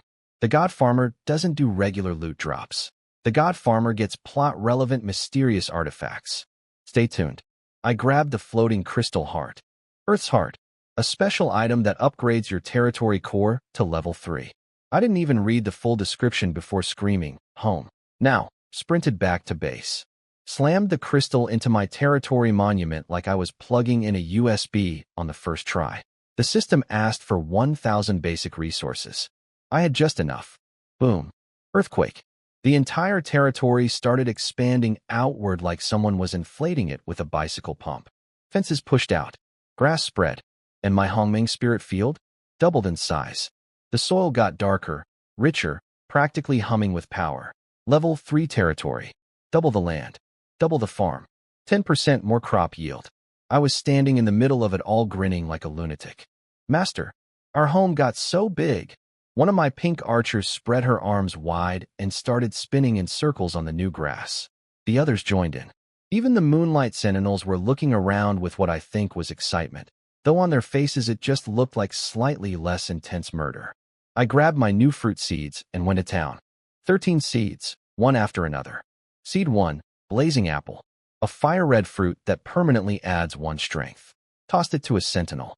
She bit into it, and her muscles literally tightened in real time. Thank you, master. Her cheeks were pink. From the apple or the attention, who knows? Seeds 2 through 12, a waterfall of goodies. Crystal pear for 1 spirit. Energy berries that restore half your stamina instantly. Speed-boosting grass sandals. a fitted leather armor piece. My spirit field was spitting out a complete military supply chain from fruit seeds. The elf girls were watching with their jaws on the floor. In their eyes, my dirt was basically a wish-granting deity. Then I got to the last 2 seeds. They felt different, warmer, softer, like they were alive. Here comes the grand finale. I planted one. The light that erupted was pink. Not gold, not green, pink. A massive pillar of rose-colored energy shot into the sky, and every elf girl within 100 meters went, "Hua," simultaneously. When the light faded, there stood a 2-meter tree with a white jade trunk and bubblegum pink leaves, dripping with the most intoxicating sweet smell I've ever encountered. Hanging from its branches were a dozen fist-sized, pink, impossibly soft, glistening fruits that looked like they'd burst if you looked at them too hard. Congratulations. You obtained a rare building, Bursting Juicy Peach Tree. I read that name 3 times. Bursting, Juicy, Peach. My eternal rank talent really said, I'm going to name this the most suggestive thing possible, and committed fully. This talent has 0 filter, and I both respect and fear it. The effects, though, actually insane. Produces 10 peaches daily. Eating 1 gives elf units a sweet buff, 5% all stats for an hour. Long-term consumption has a small chance to permanently boost a random stat. This was a daily morale and stats buffet for my entire army. A strategic resource disguised as dessert. I picked 1. Soft. Warm. Smelled like heaven decided to open a bakery. Then I heard it. Gulp. Not 1 gulp. 13 simultaneous gulps. I turned around, and every single elf girl in my territory was staring at the peach in my hand with laser focus. Drool was forming. Cat ears were perked. Even Eileen, Ice Queen Eileen, was eyeing it with barely concealed desire. 13 pairs of eyes. 13 watering mouths. 13 women who could individually kill a bear, but were currently reduced to begging puppies by a piece of fruit. Go ahead, pick your own. YAY. They swarmed the tree like kids at a candy store. Yao Yao got there first. Obviously, cat reflexes, bit into 1, and made a sound that should not be made in public. So good. The others followed. Pink juice running down chins. Happy squeals filling the air. Battle-hardened moonlight sentinels closing their eyes in fruit-induced bliss. My territory now contains 2 mythical buildings, a moon well, an elf workshop, a storage cabinet, guard towers, a barracks, and a peach tree that makes my entire army moan with happiness. The god farmer has achieved peak agriculture. His crops feed armies, his trees buff warriors, and his fruit makes deadly assassins act like excited children. 1 seed left. And if the pattern holds, whatever comes out of that last one is going to be even more ridiculous. I planted the last seed. Another pink explosion. Another bursting juicy peach tree. 20 peaches a day now. My army's food problem was officially solved, and their stats would slowly climb just from eating dessert. Best military diet plan ever invented. But I was already thinking ahead. 13 mouths today. What about 100? 1,000? I needed more production trees, which meant more seeds. I hit the trading market like a bargain hunter on clearance day. First find, some guy with an F rank, seed identification, talent who couldn't identify 8 weird seeds and was selling them for 1 piece of wolf meat. 1. Meat. Hope you grow a gold nugget, he messaged. Buddy, I grow people from seeds. A gold nugget would be a downgrade. I kept scrolling. Found 15 seeds that won't sprout for 10 stone. Found 3 excellent quality mystery seeds for 100 coins. Bought everything. Every seed on the entire market. If it was plant-shaped and for sale, it was mine. Total haul, 26 seeds for basically pocket change. The sellers thought they were dumping garbage. I was buying lottery tickets where I knew every number. Wang Hao popped up in chat. A farmer buying seeds. How original. Such small vision. And literally nobody responded. Everyone was so burned by the Xiaotian scam that the whole chat had gone quiet. The era of mob mentality was over. People were just tired. Back at base, my elf girls gathered around like it was Christmas morning. I handed out ordinary seeds, and we planted them assembly line style. Yao Yao grabbed a handful and sprinted to the field first. Catgirl competitiveness, and grew scout eyes. Little eyeball fruits you place somewhere for 30 minutes of surveillance. She was both horrified and thrilled. We can spy on people now, meow. The rest of the ordinary seeds produced the usual grab bag of weird but useful stuff. Tiny weather-changing fan plants, bouncy trap mushrooms, jumping beans. Nothing game-breaking, but my elf girls were having the time of their lives playing with everything. The sentinels tried a jumping bean and launched 3 feet in the air. Their faces showed zero emotion, but their eyes said, again. Then came the main event. 3 excellent quality seeds. I planted the first one myself. The ground shook. Not like, oh, a little tremor, shook. Like, the earth is opening up, shook. Because the earth was opening up. A crack split the ground. A glowing cave entrance appeared. Soft light poured out from underground like the earth itself was turning on a nightlight. 1 in 10,000 probability. Secondary divine mutation, you obtained. Fine-grade special building, luminous mine vein, I grew. A mine. From a seed. My talent looked at the concept of agriculture, threw it in the trash, and said, we're doing geology now. The mine automatically produces 1 unit of luminous or per hour, and creates a permanent glow field across my entire territory. 24/7 lighting that also boosts plant growth by 20%. My base was now literally a city that never sleeps. No darkness, no shadows, just warm, constant, beautiful glow everywhere. Master grew shiny rocks from dirt, 1 archer squealed. Even Eileen dropped her cool composure. Master is truly extraordinary. The little archers immediately started poking their heads into the mine entrance like curious hamsters. Is it safe? It's sparkly. Can we go inside?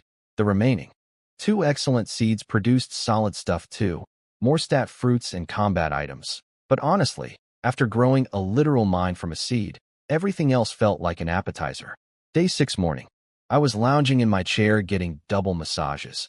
Eileen on the left shoulder, Yao Yao on the right. Watching my girls pick peaches in my permanently lit, mine-equipped, mythical tree-powered paradise. 1 archer bit into a peach too eagerly, and juice exploded all over her face. Her sisters pointed and laughed.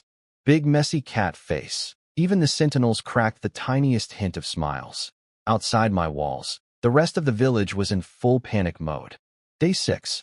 Protection ends tomorrow. Darkness is coming and I don't even have a torch. I donated all my resources to Xiaotian and now I have nothing. I'm literally wearing only underwear. I can't even afford a fire. Everyone was terrified. Broke. Unprepared. Most of them had been scammed out of their supplies by a con artist who was now hiding from the angry mob he created. Then the sky cracked open again. Golden screen. 4th global broadcast.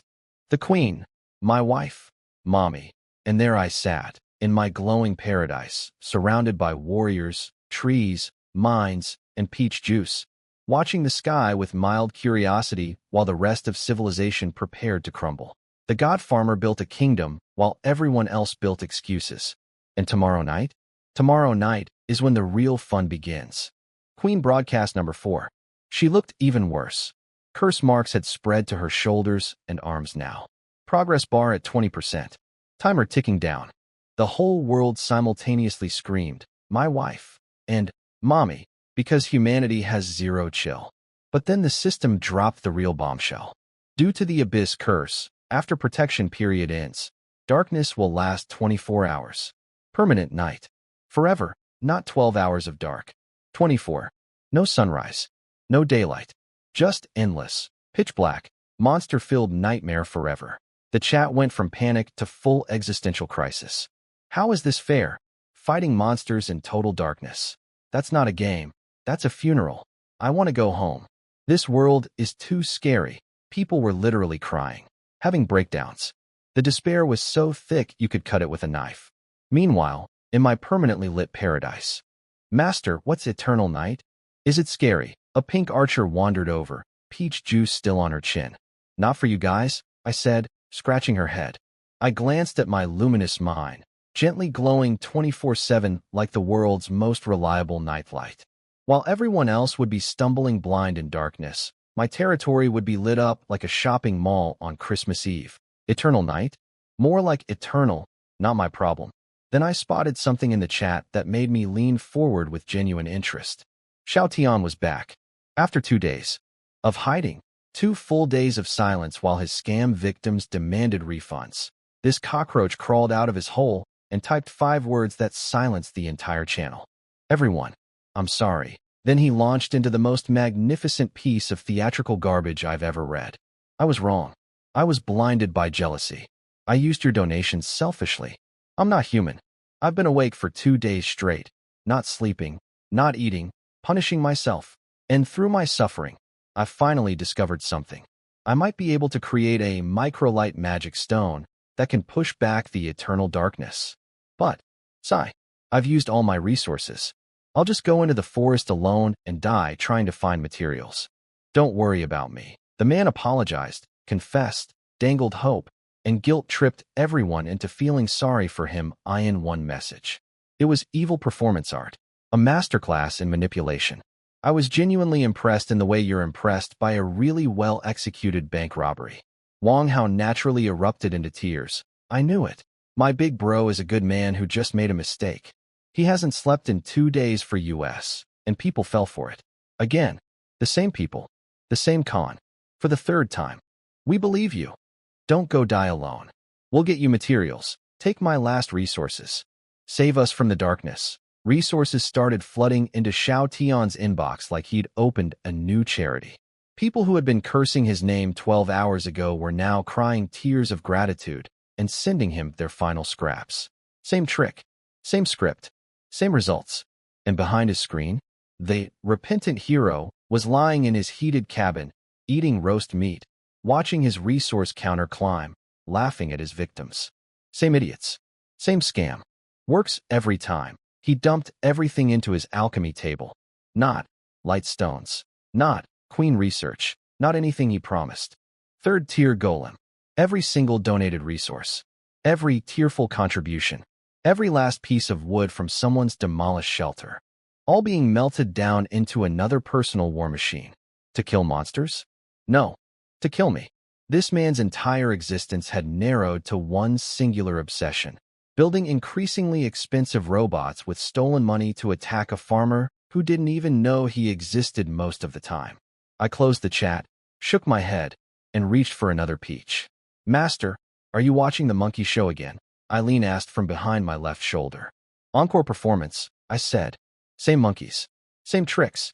Same audience buying tickets." I bit into the peach. Juice exploded everywhere. My army was fed, armed, glowing, and ready for whatever darkness the world wanted to throw at us. Tomorrow night, protection ends. The real test begins. And somewhere out there, a con artist is building his 3rd robot with stolen bread money, thinking he's the main character. Spoiler alert, he's not. Day 7. The final day of protection. Tomorrow night, everything changes. My territory was vibing as usual. Glowing mine lighting everything up, peach trees heavy with fruit, elf girls doing morning drills like a fantasy boot camp, sentinels practicing assassination techniques, pink archers shooting targets, Yao massaging my legs while I scrolled the chat. The chat was a graveyard of hope. Last day? I'm shaking. 24-hour darkness tomorrow. I don't even have a torch. I donated everything to Xiao Tian. I can't even make a campfire. At Xiao Tian. Where's the light stone you promised? Are we saved or not? Everyone was treating today like their last day alive. Which, for some of them, it probably was. Then, like a zombie rising from a grave it dug itself, Xiao Tian reappeared. And this man put on the performance of a lifetime. First, the apology. "I'm sorry. I was wrong. I used your donations selfishly. I'm not human. I haven't slept in 2 days." Full tears. Full guilt. Full Oscar bait monologue. Then the pivot. "But, through my sleepless suffering, I discovered how to make light stones that can push back the eternal darkness." Then the hook. "Unfortunately, I used all my resources. I'll just go into the forest alone and die trying." Then the reel. Everyone immediately started throwing their last scraps at him. Again. 3rd time. Same scam. Same victims. Same result. This man should be in Hollywood. Or prison. Possibly both. What did he actually build with all those donated resources? A 3rd-tier black iron golem. 3 meters tall. Covered in spikes. Drill arms. A glowing red crystal heart in its chest. 800 HP, 60 attack, 50 defense. The thing looked like if a transformer ate a tank and went to an evil gym. He posted a screenshot. The chat exploded. Wang Hao nearly fainted from excitement. One punch, and that farmer is back to level 1. Then someone asked the obvious question. Cool robot. But where's our light stone? You know, the thing we paid for? Xiao Tian didn't even flinch. He had the answer pre-loaded. The light stone needs luminous Ori. That, or only comes from the Black Wind Cave dungeon. The dungeon monsters were too strong for my old golem. That's why I upgraded. I built this for all of us. To get the ore. To save everyone. Every single lie. Delivered with the conviction of a man who genuinely believed his own nonsense. And then, the masterstroke. He announced he'd livestream himself clearing the dungeon. I'll do it live. Everyone watch. Total transparency. See me fight for your future. The chat went absolutely feral. Livestream? He's so brave. Real leaders show receipts. Xiao Tian is the GOAT. Meanwhile, one quiet voice in the chat dropped a tactical nuke. Has anyone noticed? Lu Qingzhou hasn't said a single word to these people. Not once. Through all the trash talk. All the threats. All the challenges. Complete silence. That's what real power looks like. The chat went dead quiet.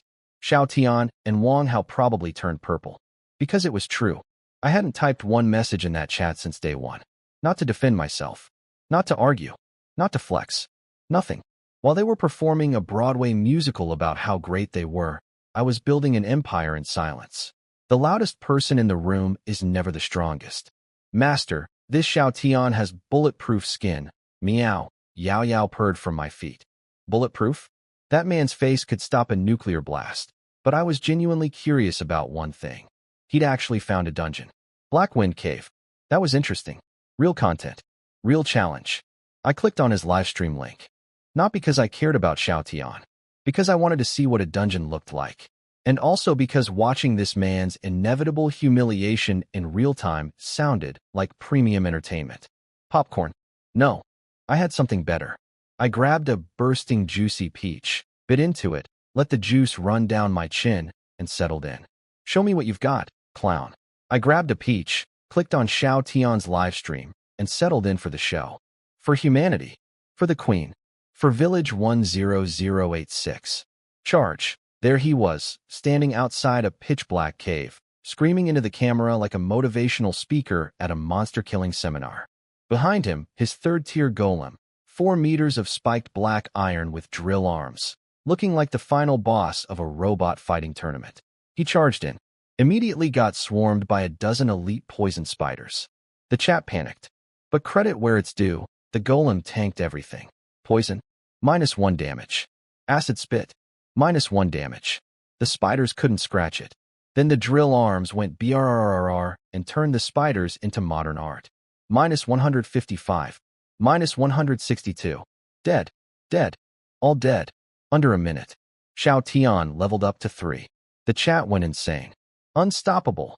He's a god. The golem is invincible. Wang Hao activated maximum hype mode. Lu Qingzhou is still using a caveman HOE, while our king is piloting a Gundam. I'll admit, watching the golem flatten everything was mildly impressive. Like watching a bulldozer drive through a sandcastle competition. Not subtle, but effective. He steamrolled through the entire dungeon. Goblins. Mulch. More spiders. Confetti. The chat was basically a concert crowd at this point. Everyone was absolutely certain he'd clear the dungeon, get the ore, save the village, and probably cure world hunger while he was at it. Then he reached the final room. A massive underground cavern. Glowing ore deposits everywhere. And guarding it all, the Black Wind Wolf King. Level 6 boss. 1,800 HP, 55 attack. Xiao Tian laughed. Out loud. On stream. In front of 10,000 viewers. That's the boss. With those stats, my golem has 50 defense. It can't even hurt me. He sent the golem charging in with maximum confidence. The wolf opened its eyes and vanished. Shadow strike. The wolf moved so fast it literally became invisible. Reappeared behind the golem and slashed the back of its knee joint. -28. Weak point attack. The golem tried to turn around. Slowly. So slowly. Like an old man trying to parallel park. By the time it finished rotating, the wolf was already behind it again. Another slash. Same spot. -27. What followed was the most humiliating 20 minutes of combat I've ever witnessed. The Wolf King was basically doing laps around the golem, slashing its legs every 3 seconds, while the golem spun in circles like a broken carousel, never landing a single hit. The chat went from invincible to why can't it hit the wolf to oh no to oh in real time. The golem's 800 HP was ticking down like a countdown clock. 700, 600, 500, turn faster. Hit it, hit it, Xiao Tian was screaming, actually screaming. On camera. 400, 300, crack. The wolf ripped open the golem's right knee. The 4-meter war machine, built with the life savings of hundreds of scammed villagers, stumbled and collapsed to one knee like a wounded giant. Then the wolf leaped, claws extended, aimed directly at the golem's chest, the magic crystal heart. Its only weak point. Smash. Core shattered. Light died. The invincible war machine became a pile of scrap metal on the cave floor. 10,000 people watched in real time as their savior's greatest creation was dismantled by a wolf that was basically just faster. And Xiao Tian, the hero? Don't come near me. He was on the ground, crawling, crying, snot running down his face, scrambling toward the exit on all fours like a cockroach running from a shoe. The wolf stared at him with those green ghost fire eyes, probably thinking, this one's not even worth eating. He made it out. Barely. The camera caught every single frame of his tear-streaked, terror-frozen face as he fled. Then the stream went black. He disconnected. The chat was silent for exactly 30 seconds. 10,000 people processing what they'd just seen. Then it detonated. I won't repeat everything that was said because some of it would make a sailor blush. But the highlights included, did he just cry on camera? Our savior ran away crying from a wolf. I demolished my house for this. Who's the caveman now? Wang Hao. I closed the stream set, down my peach pit, and wiped the juice off my chin.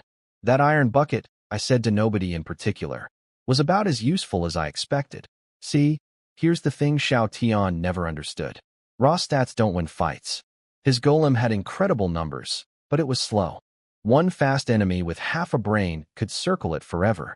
My elf army, every single unit was agile, coordinated, and led by heroes who could adapt mid-combat. We would have shredded that wolf in under a minute. Xiao Tian brought a tank to a knife fight. The wolf brought a knife to a tank fight. The knife won. And now, somewhere out there, a crying S-rank alchemist was hiding in his donated cabin, his golem. In pieces, his reputation in ashes, his scam exposed on live television, with zero resources, zero credibility, and about 12 hours until eternal darkness fell and monsters came knocking. Couldn't have happened to a nicer guy. The god farmer didn't even have to do anything this time. He just watched, and ate a peach, and let karma do the heavy lifting. The aftermath of Xiao Tian's live stream was the most beautiful disaster I've ever witnessed. The chat went through the 5 stages of grief in about 90 seconds. Shock, laughter, rage, despair, more rage. Did I just watch our savior crawl out of a cave crying? I gave that man my last bread. My last bread. I tore down my house. I'm sleeping in snow because of him. At Xiao Tian at Wang Hao, you owe US everything. Come out and face US. The funniest part? People were angrier about being embarrassed than being scammed. They could handle losing resources. What they couldn't handle was watching the guy they defended, the guy they called humanity's hope, run screaming from a wolf on live television with snot streaming down his face while 10,000 people watched. The reputation he'd built with 3 separate scams, 2 fake charity drives, and approximately 47 inspirational speeches, destroyed in one YouTube-worthy moment of pure cowardice. And then, oh, this is where it gets gorgeous. Xiao Tian had his final mental breakdown. Wang Hao messaged him privately, "Big bro, what do we do?" Everyone's mad, and something inside Xiao Tian just snapped. He opened the public chat, and instead of apologizing or making excuses or running another con, he went full villain. You idiots. You think I scammed you? I gave you an opportunity. You're too stupid to see it. Your garbage resources? I did you a favor by accepting them. Want them back? Come get them after protection ends. See if your pathetic empty hands can beat my golem. I'm in my heated level 2 cabin eating roast meat while you freeze in the snow like dogs. And I love it. Tonight's monster attack? You're all going to die? Ha ha ha, I just said the quiet part loud. Every ugly thought he'd been hiding behind fake smiles and hero speeches. He typed it all out. On the public channel. For 10,000 people to read. It was like watching someone set themselves on fire and then complain about the heat. The chat went from angry to thermonuclear. He called US pigs. He's laughing at US freezing. The second protection ends, I'm going to his base with a torch. Forget the monsters. Xiao Tian is enemy number one. The entire village unified around a single goal for the first time. Absolute hatred of Xiao Tian. He'd achieved what no leader, no speech, and no crisis could accomplish. He brought everyone together. Against himself. Yao Yao was draped across my lap while I scrolled, her cat ears twitching lazily. Master, that Xiao Tian guy is like a clown. Meow. He's not just a clown, Eileen added from behind me, arms crossed. He's a con artist and a clown. The worst combination. I just smiled. Because here's the thing. Xiao Tian was actually useful to me. Without spending a single resource, I now knew. The Black Wind Cave dungeon exists and where it is. The boss is a level 6 speed-type wolf. It targets leg joints and crystal cores. Slow units get destroyed. The dungeon contains luminous ore. He basically recorded a free strategy guide for me, complete with a what not to do demonstration.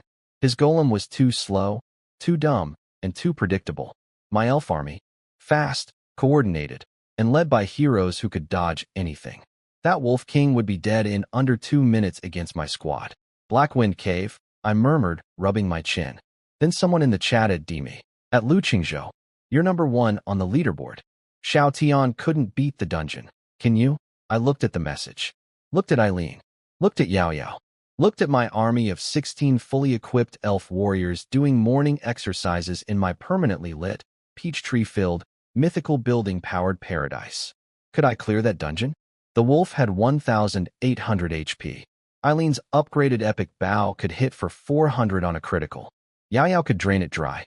5 sentinels could carve its legs to pieces. And I still had pumpkin grenades in reserve.